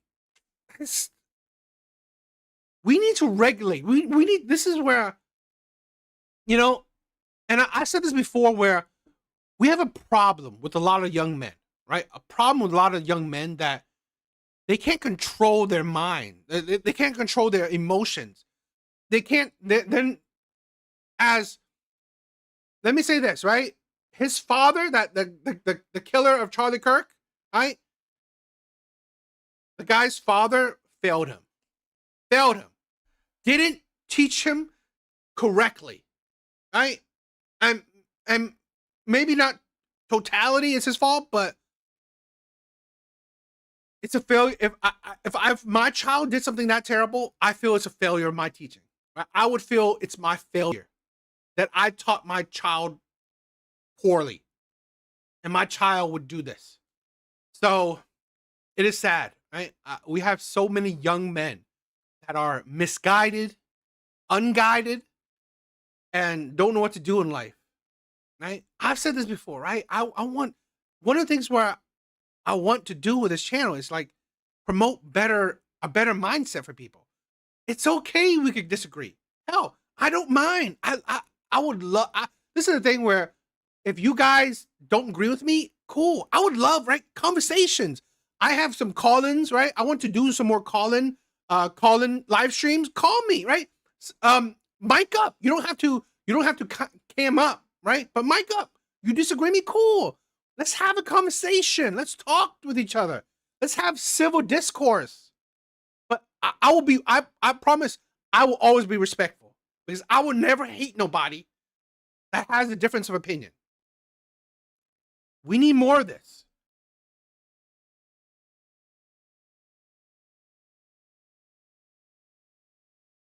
Exactly, Dave. That's the thing where, and you know what? I'm going to say it. Even if you guys, any of you guys, have a difference of opinion in mine, right?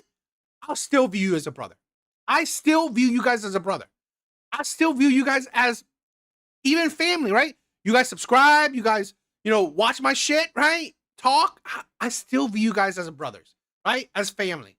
Because honestly, who cares? I don't agree with everything with my sister, right? And we don't need that, right? We could talk. I mean, fun, right? Like shooting the shit. Let's like your friends, your brothers. You don't need to be agreeing with them. It's fun to have civil discourse, right? Sharing of opinions. That's the thing. And I think we've lost that. I said this to a friend a while back, right?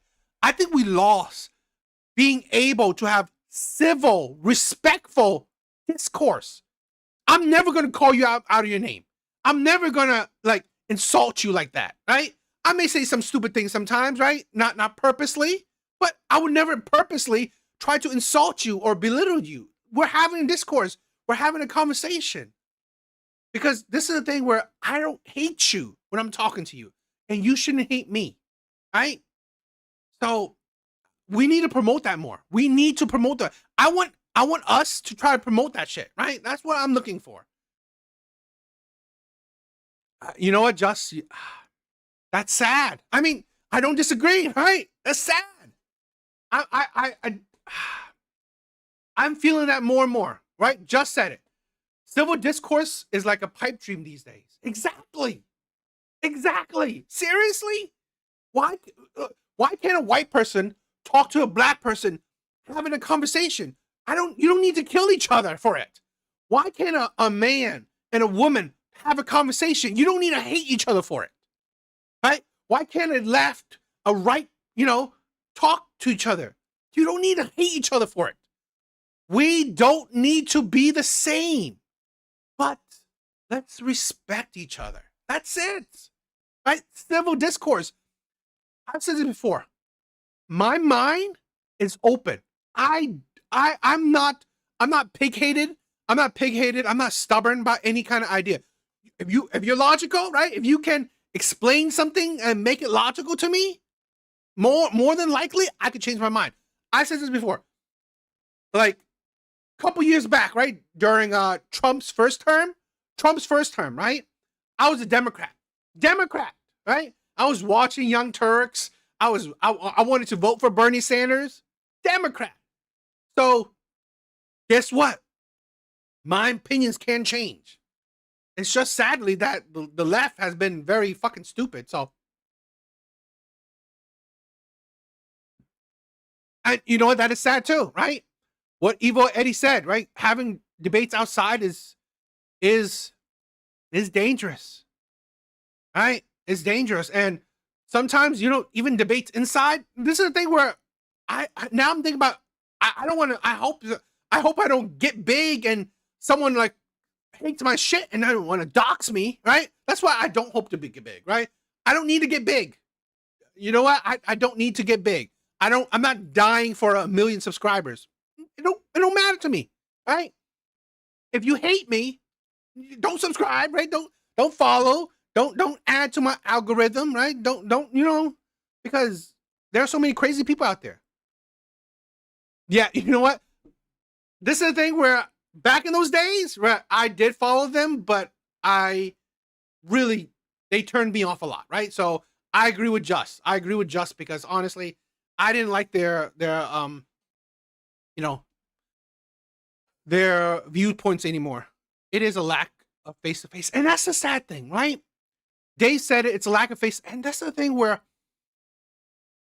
I like Charlie Kirk because you know what? If you disagree with him, you can talk to him face-to-face. And he will tell you everything face-to-face. He's not going to say shit behind your back. And he's not going to say shit behind your back. And that's why I love. And to be honest, I think that's going to die. Right? I mean, it's cool that, we have internet, right, where we can all just, mic up and talk to each other. But I think that's going to die, where it's sad that we can't talk to each other face to face. We have to go online because hell, if we do it face to face, you might want to stab me. You might want to shoot me. You might want to do bad shit to me. So that's why we do shit online, which is, it kind of lose a bit of personal feelings, which is sad. That shit is sad. I agree. No. I unfollowed them a long time ago because I just felt the hypocrisy. So, and that's the thing where, just like Just said, right? And he's not as conservative, right? Justin's not conservative, but it's like, that's the thing where I just, it's sad that this is how things are. Those people celebrating, what they are expressing is now a widely held opinion, particularly among young people on the woke left, that if they don't agree with somebody, if they're not getting their way politically, they're entitled to use violence to achieve their aims. We took... Buster, what's up, my brother? You know what? I say this. Hating men is profitable. Hating white men is profitable. Hating the right, is a big thing. It's like, honestly, it's all these shit is like very popular. Cancel culture away from them when Elon Musk took over X and opened up the conversation and forced other social media platforms to open up the conversation. So now, instead of using cancel culture, we've got violence culture. And everybody has to pull back. And I'm not calling for any kind of censorship because censorship will not solve this. But the people who have spent the last decade calling their political opponents fascist, Nazis, and so on, they have blood on their hands and they need to look in the mirror now and stop. Yeah, you know what? It's hard, right? I was more center, but with everything that's happening, it's like it's leaning me more, right? It's leaning me more to the right because I'm not really religious. I'm very traditional, but not in the religious sense. So that is something I'm still more pro-choice than pro-life. You know, so I wouldn't. That's why, like, that's why I wouldn't call myself a right. Right? I'm more center, but it's like, like all this shit is like now I just feel like fuck it. I'm like, you know, mad kind of shit in the sense. Yeah, I mean, Dave Rubin, I've been on this theme for a long time on this show, and I've got a book called, ironically, Woke is Dead, coming out next month. And one of the themes of the book is how radicalized so many on the woke left have become. And I don't for a moment dispute there are people radicalized on the right. But as somebody who used to identify quite happily as a liberal, I found myself completely disassociated from the woke left in a way I just never thought possible, where people on supposedly my side would start to become science deniers, biology deniers, but also develop this incredibly hateful mindset that if you didn't go along with everything that they believed, you would be cancelled, you'd be destroyed, you'd be shamed, you'd be vilified. And now, as we've seen with Charlie Kirk, you will actually be murdered in cold blood simply for having opinions that they don't like. It is, as I said at the start of this, it's unnerving. It's quite scary, actually. And when you see those TikTok... Buster, it's okay to not agree with some views. I feel like whatever one you resonate and agree with should be the side you stand up for. That's the, you know, this is the thing where I will forever say it. Don't agree with me 100%. Don't. Right? I'm a nobody. I'm not nobody's God. I'm not nobody's father. You don't need, you shouldn't agree with me 100%. You shouldn't agree with anyone 100%. I said this is how you do it. You process the information, right? If someone says something, you take it in, process it yourself, okay? And hopefully you're not so stupid that you make it fit for yourself, right? You don't need to just absorb everything anyone says and just agree with it, right? Be your own person. Be your own person. That's part of like being the best version of yourself, is that you just, absorb, be better understanding, right? Self-reflection. It's not easy. It's not easy, but, it's a journey that people need to really focus on. I do agree, right? It's not necessarily a change. Videos of them so proudly talking about this, joyously celebrating a murder like that. I really do fear about what is going on. Well, Piers, it's not even that it's about his actual opinions. It's about the opinions that many thought leaders on the left purport that he has, which are complete lies. So look, I am in somewhat of a reconciliatory mode here. So I'd like to ask Cenk, I have 10 headlines here he has put up about Charlie Kirk. They are on his channel right now, and let's see if Cenk believes that these are true. Charlie Kirk says prominent black women took white people's spots. Charlie Kirk boasts about his all-white basketball team. Charlie Kirk gives piggish advice to high school girls. Ex-employee exposes Charlie Kirk's grift. Charlie Kirk embarrasses himself. Charlie Kirk's brain melts explaining anti-vax conspiracy. Charlie Kirk rants about women in their 30s. Charlie Kirk has literally no clue how the real world works. Charlie Kirk gets triggered, declines appearance over pronouns. Charlie Kirk doubles down on women-hating backlash. I am telling you, Piers, Charlie Kirk was one of the best human beings I ever met. He did not have a bone of rape. Goat. I mean, come on. I mean, bro, I'm not gonna tell you what to do. Racism, misogyny, or anything else in his body. But liars lie, and they gin up otherwise good people. From the little bit we know about this shooter, he had a stable household, he was going to college, he was fine. We'll find out where he got radicalized. But please, please, let's not pretend we don't know where this stuff is coming from. And please, let's not pretend that this thing is going both ways, because it is absolutely not. I also have well, you know what, Cenk, I'll ask you a question directly, actually. Do you think Charlie wanted to be martyred? Do you think Charlie wanted to be martyred? Do you think Charlie wanted to be killed? Yes or no? Of course not. What kind of asinine question is that? You don't? Because that's pretty interesting. Because here's a video of you, Cenk, talking when Charlie was at a breakfast. For these guys, and they don't deserve it. But I do also want to point out, as they're in the middle of crying now, although Charlie was smiling ear to ear throughout the entire video, thinking, yes, I'm now the victim, and I'll get the claim that my rights have been abridged. Did you catch the beginning of that, Cenk? Listen, we'll do it again. No, I didn't, and that's totally out of. No, we're not going to do it again. Totally out of context. I don't even know what the hell you're talking about. No. Listen, brother. Are you trying to get harm on me? Is that what you're trying to do, you loser? Yeah. Jesus Christ. No. I'm trying to do conciliation. Exactly what people like you look at the last two things of your last two guests. Piers.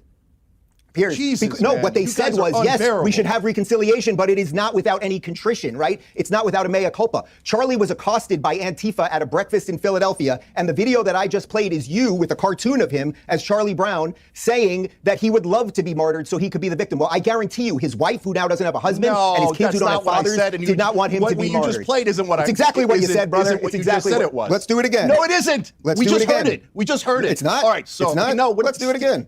Tried to work that we work can out things with vehemently the worst. disagree. I do agree with that, right? This is the problem. No one is taking accountability. People on the left say a lot of shit, right? Fear mongering. They're no better than the people they talk about. That's why I hated the left.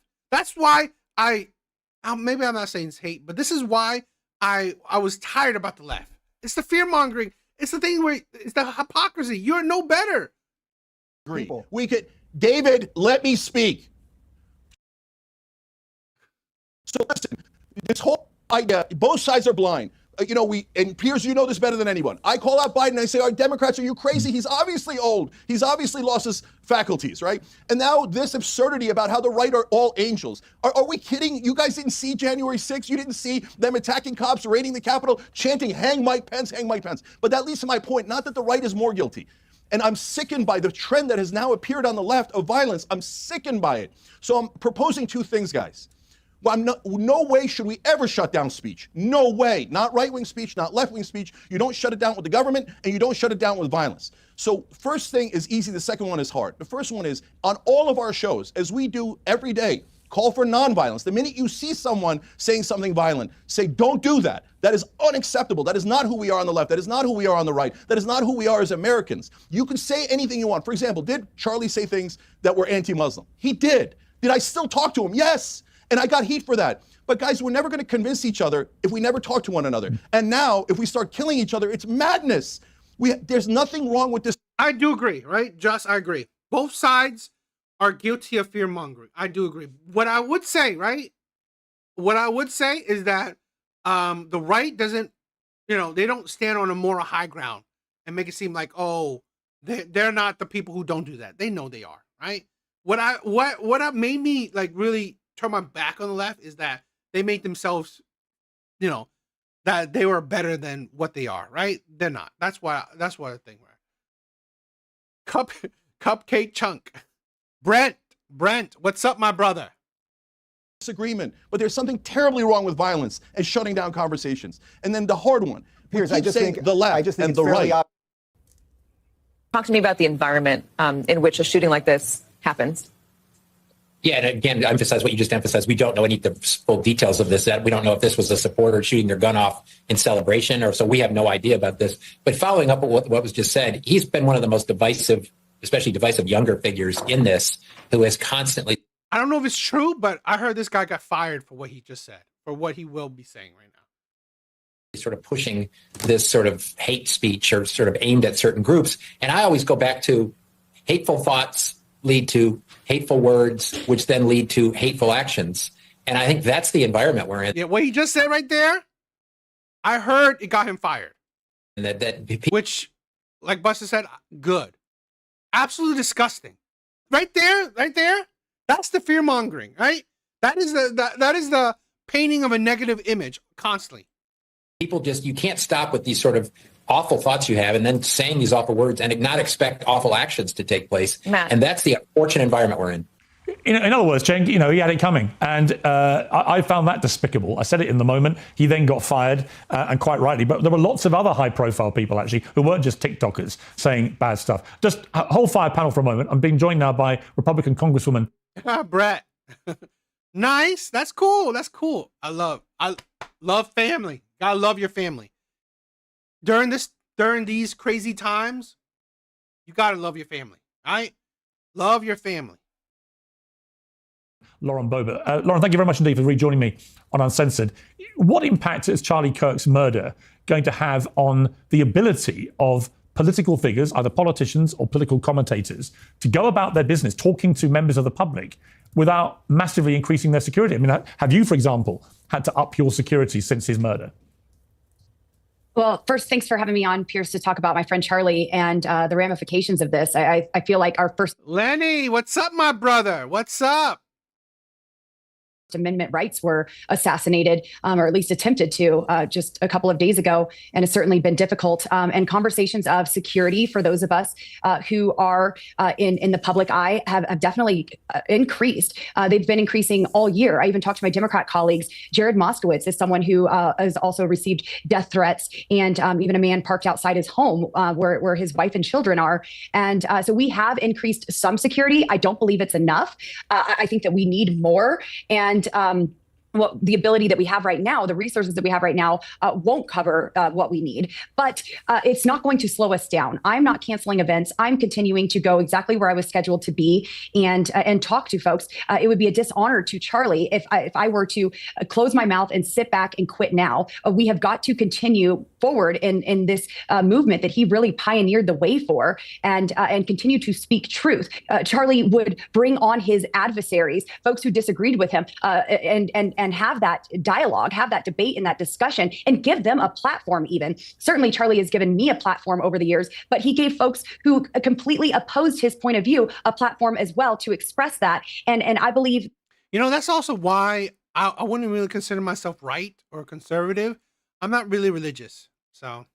that through his vision and his faith, we will continue to see that with the millions of young people that he has touched. I hope that there are 10 million Charlie Kirks who are born from this moment. But certainly the political violence, it has to stop. And we've been saying this for years now.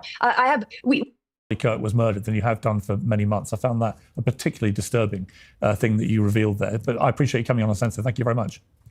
Thank you, Pierce. Well, to go back to the panel, I mean, Batia, the thing we haven't discussed in all this, I guess, is the guns. Obviously, every time there's a gun, a big action of gun violence, there's a big debate about it. It's well known that when I was at CNN, got into many debates about this. I got into debates with Charlie about guns. In fact, he tweeted something which, now you look at it and you sort of wince when you read that. Hey, Piers Morgan, I thought guns don't save lives. And actually, he was talking about an Uber driver who'd had a concealed carry weapon, which saved his life. So Charlie and I debated guns. We came at it from different perspectives. And I respected that, and he didn't. He then came on my show to talk about other things, so we didn't let that mean we could. I do want to say this, right?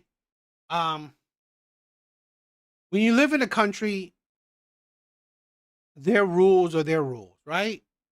Their rights are their rights. So, I've said this before. Well, maybe I don't think I've said this before, but I've never really been the biggest of gun advocates, but I've never been, let's say, we should get rid of all guns type of person as well. Because you know what? It's part of our amendments, right? It's part of our nation's rights to have guns in a way. So I don't think that it is, I don't know, funny, acceptable, or whatever, if someone support guns, right? They support gun rights. It's the a gotcha moment if they got killed by a gun. I wouldn't really say that. So I would never really support that, because honestly, there are people who don't even support gun that still gets gets killed by guns. So that's not really like a necessary gotcha, or I don't know.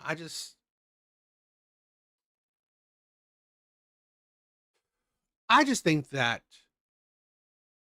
loving America for what it isn't the word, isn't like something to be condemned for, like, the freedom of speech, freedom to own a gun. It's not something to be condemned for, or to be those moments to your words are biting you in the butt kind of thing. Debate things. Where are we with guns in America? I sort of felt I learned the lesson when I was debating with the NRA and so on. This is an American problem that can only be resolved by Americans. It's not a UK problem. And actually, we used to all have guns in Britain, and we gave them all up. So we don't have a gun violence problem here. Certainly nothing that could be compared to the United States. But, there's always this is not the right time to discuss it, but people are discussing it. What do you feel about the guns debate in this? Oh gosh, I feel like it's so irrelevant. I mean, one side of the political aisle in America is heavily armed, and it's the other side that commits the vast majority of political violence. There's a tacit admission from the left that their side is the violent side, because if somebody, God forbid, if a big left-wing influencer, God forbid, was killed, what they would be doing immediately is boarding up every single major city in America, because there would be rioting and looting. People would die. We know that tens, if not hundreds of people died during the BLM riots. And obviously, none of that has happened, and none of that is expected to happen, despite the fact that the right, whose avatar was just murdered in cold blood, is heavily armed, right? So there is this tacit understanding from the left, even as they call the right the source of all the political violence and fascists and Nazis and what have you, that actually the right will not pick up their arms and turn on their leftist neighbors, right? They rely on the forbearance of their conservative neighbors who are much more heavily armed not to actually take revenge. And we all know that this is happening. They just won't admit it. It is so amazing to sit here and have people bring up case after case after case that is. You know what? It's funny. I found out that I have a decent amount of Canadian viewers, which is kind of weird, right? I wouldn't think that, right? I've had what is it? I think I forgot who another one. But I do have a decent amount of Canadian viewers, which is, I love you guys. You guys are amazing. Been thoroughly debunked. Just because Josh Shapiro is a Democrat doesn't mean the person who tried to assassinate him was a Republican. That guy did it, he said, because Josh Shapiro is killing his Palestinian friends, okay? And we have cases like that again and again. They have to keep going back to January 6th, which, as Vince pointed out, no one was killed except Ashley Babbitt, who was one of the protesters. To compare a meme posted of a Halloween costume to people actually saying the things that murderers then use to justify their killing, like the guy who killed that couple outside the Jewish Museum in DC, or like this killer who killed Charlie, saying the exact same things you hear from the most prominent Democrats, is facetious. It is facetious to compare an actual justification for murder that turns into murder with a photo that gets posted. And this is why conservatives are so frustrated, because they know that even as the left is demonizing them, the left is tacitly acknowledging that they're not actually in danger from their conservative neighbors. Lewis, I know you've got to go. Vinny's had to go as well, sadly. Lewis, you've got to go soon. Just final words from you.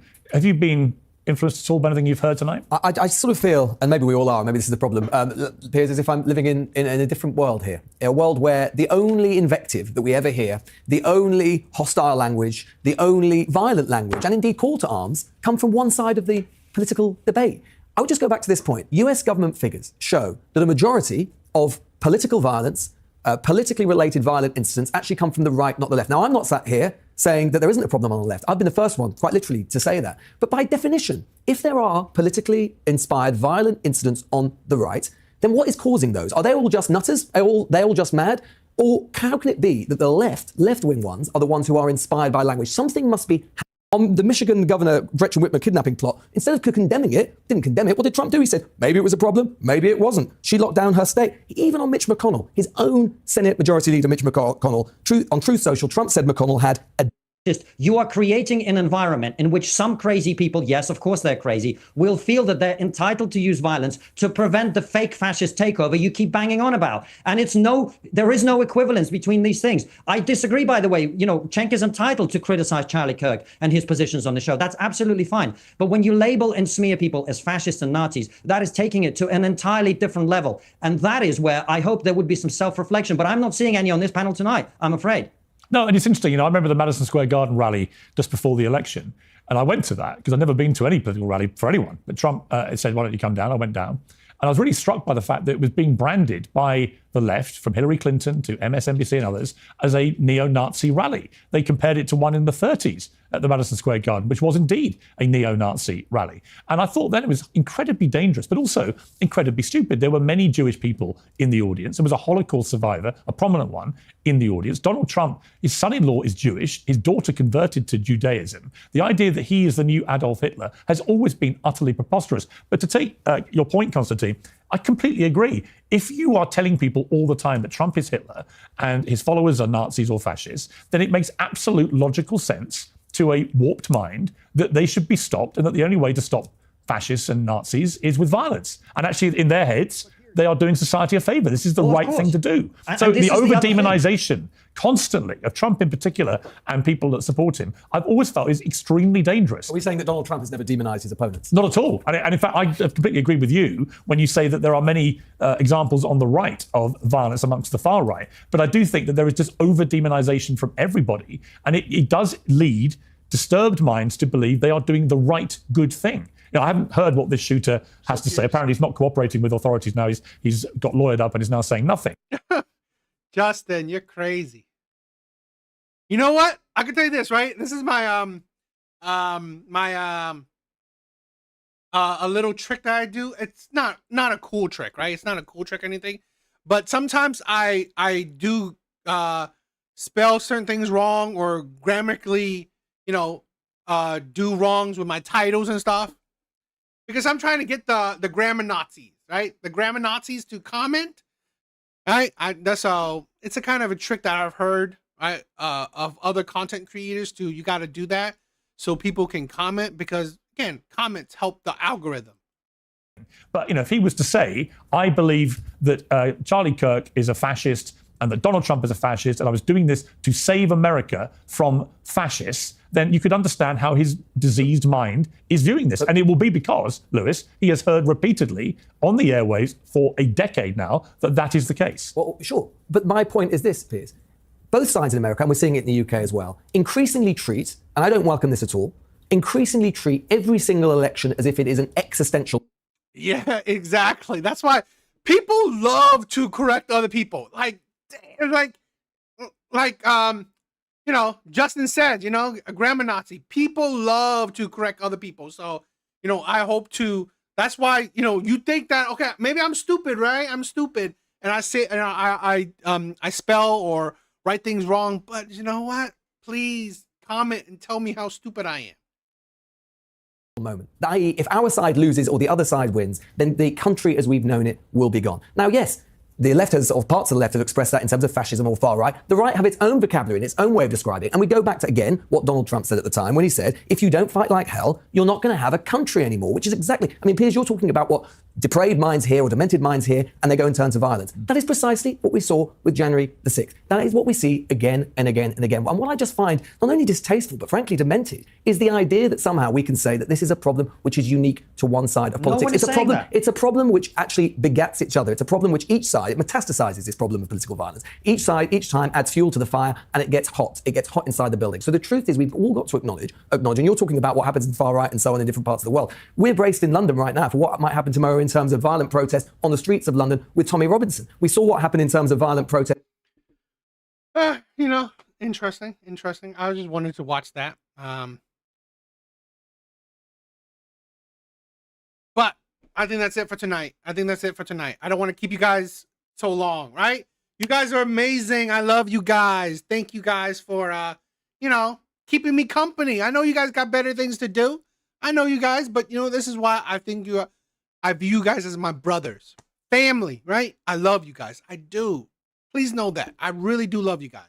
You guys are amazing. Evil Eddie, yes. Join the, let's see. Give me a minute. Give me a minute.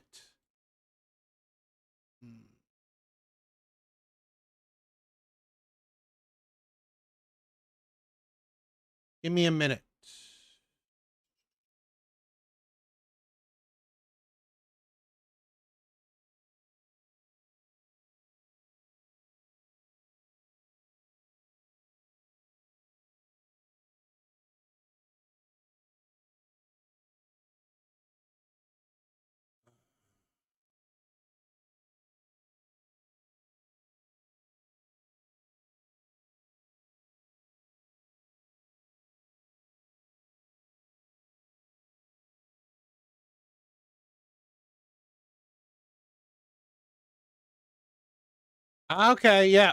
Poor Man was on it. Poor Man was able to get on it. So that's awesome.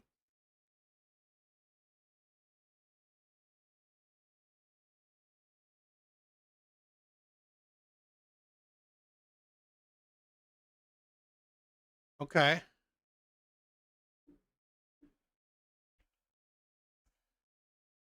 The Discord. Join it if you guys want to, okay? Busta. Thank you for stopping by, my brother. Thank you.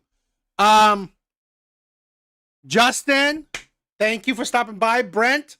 Love you, my brother. Thank you. Laughing Man, or poor. Well, what do you change your name to now? All right, Poor Man Gold. Love ya. AJ was here earlier on. Lenny, I love you, my brother. I love ya. I love you guys. Big Bars was here earlier too. Yeah, you guys are amazing. Captain Palsy, my brother. Blue Exodus was here. I love you guys.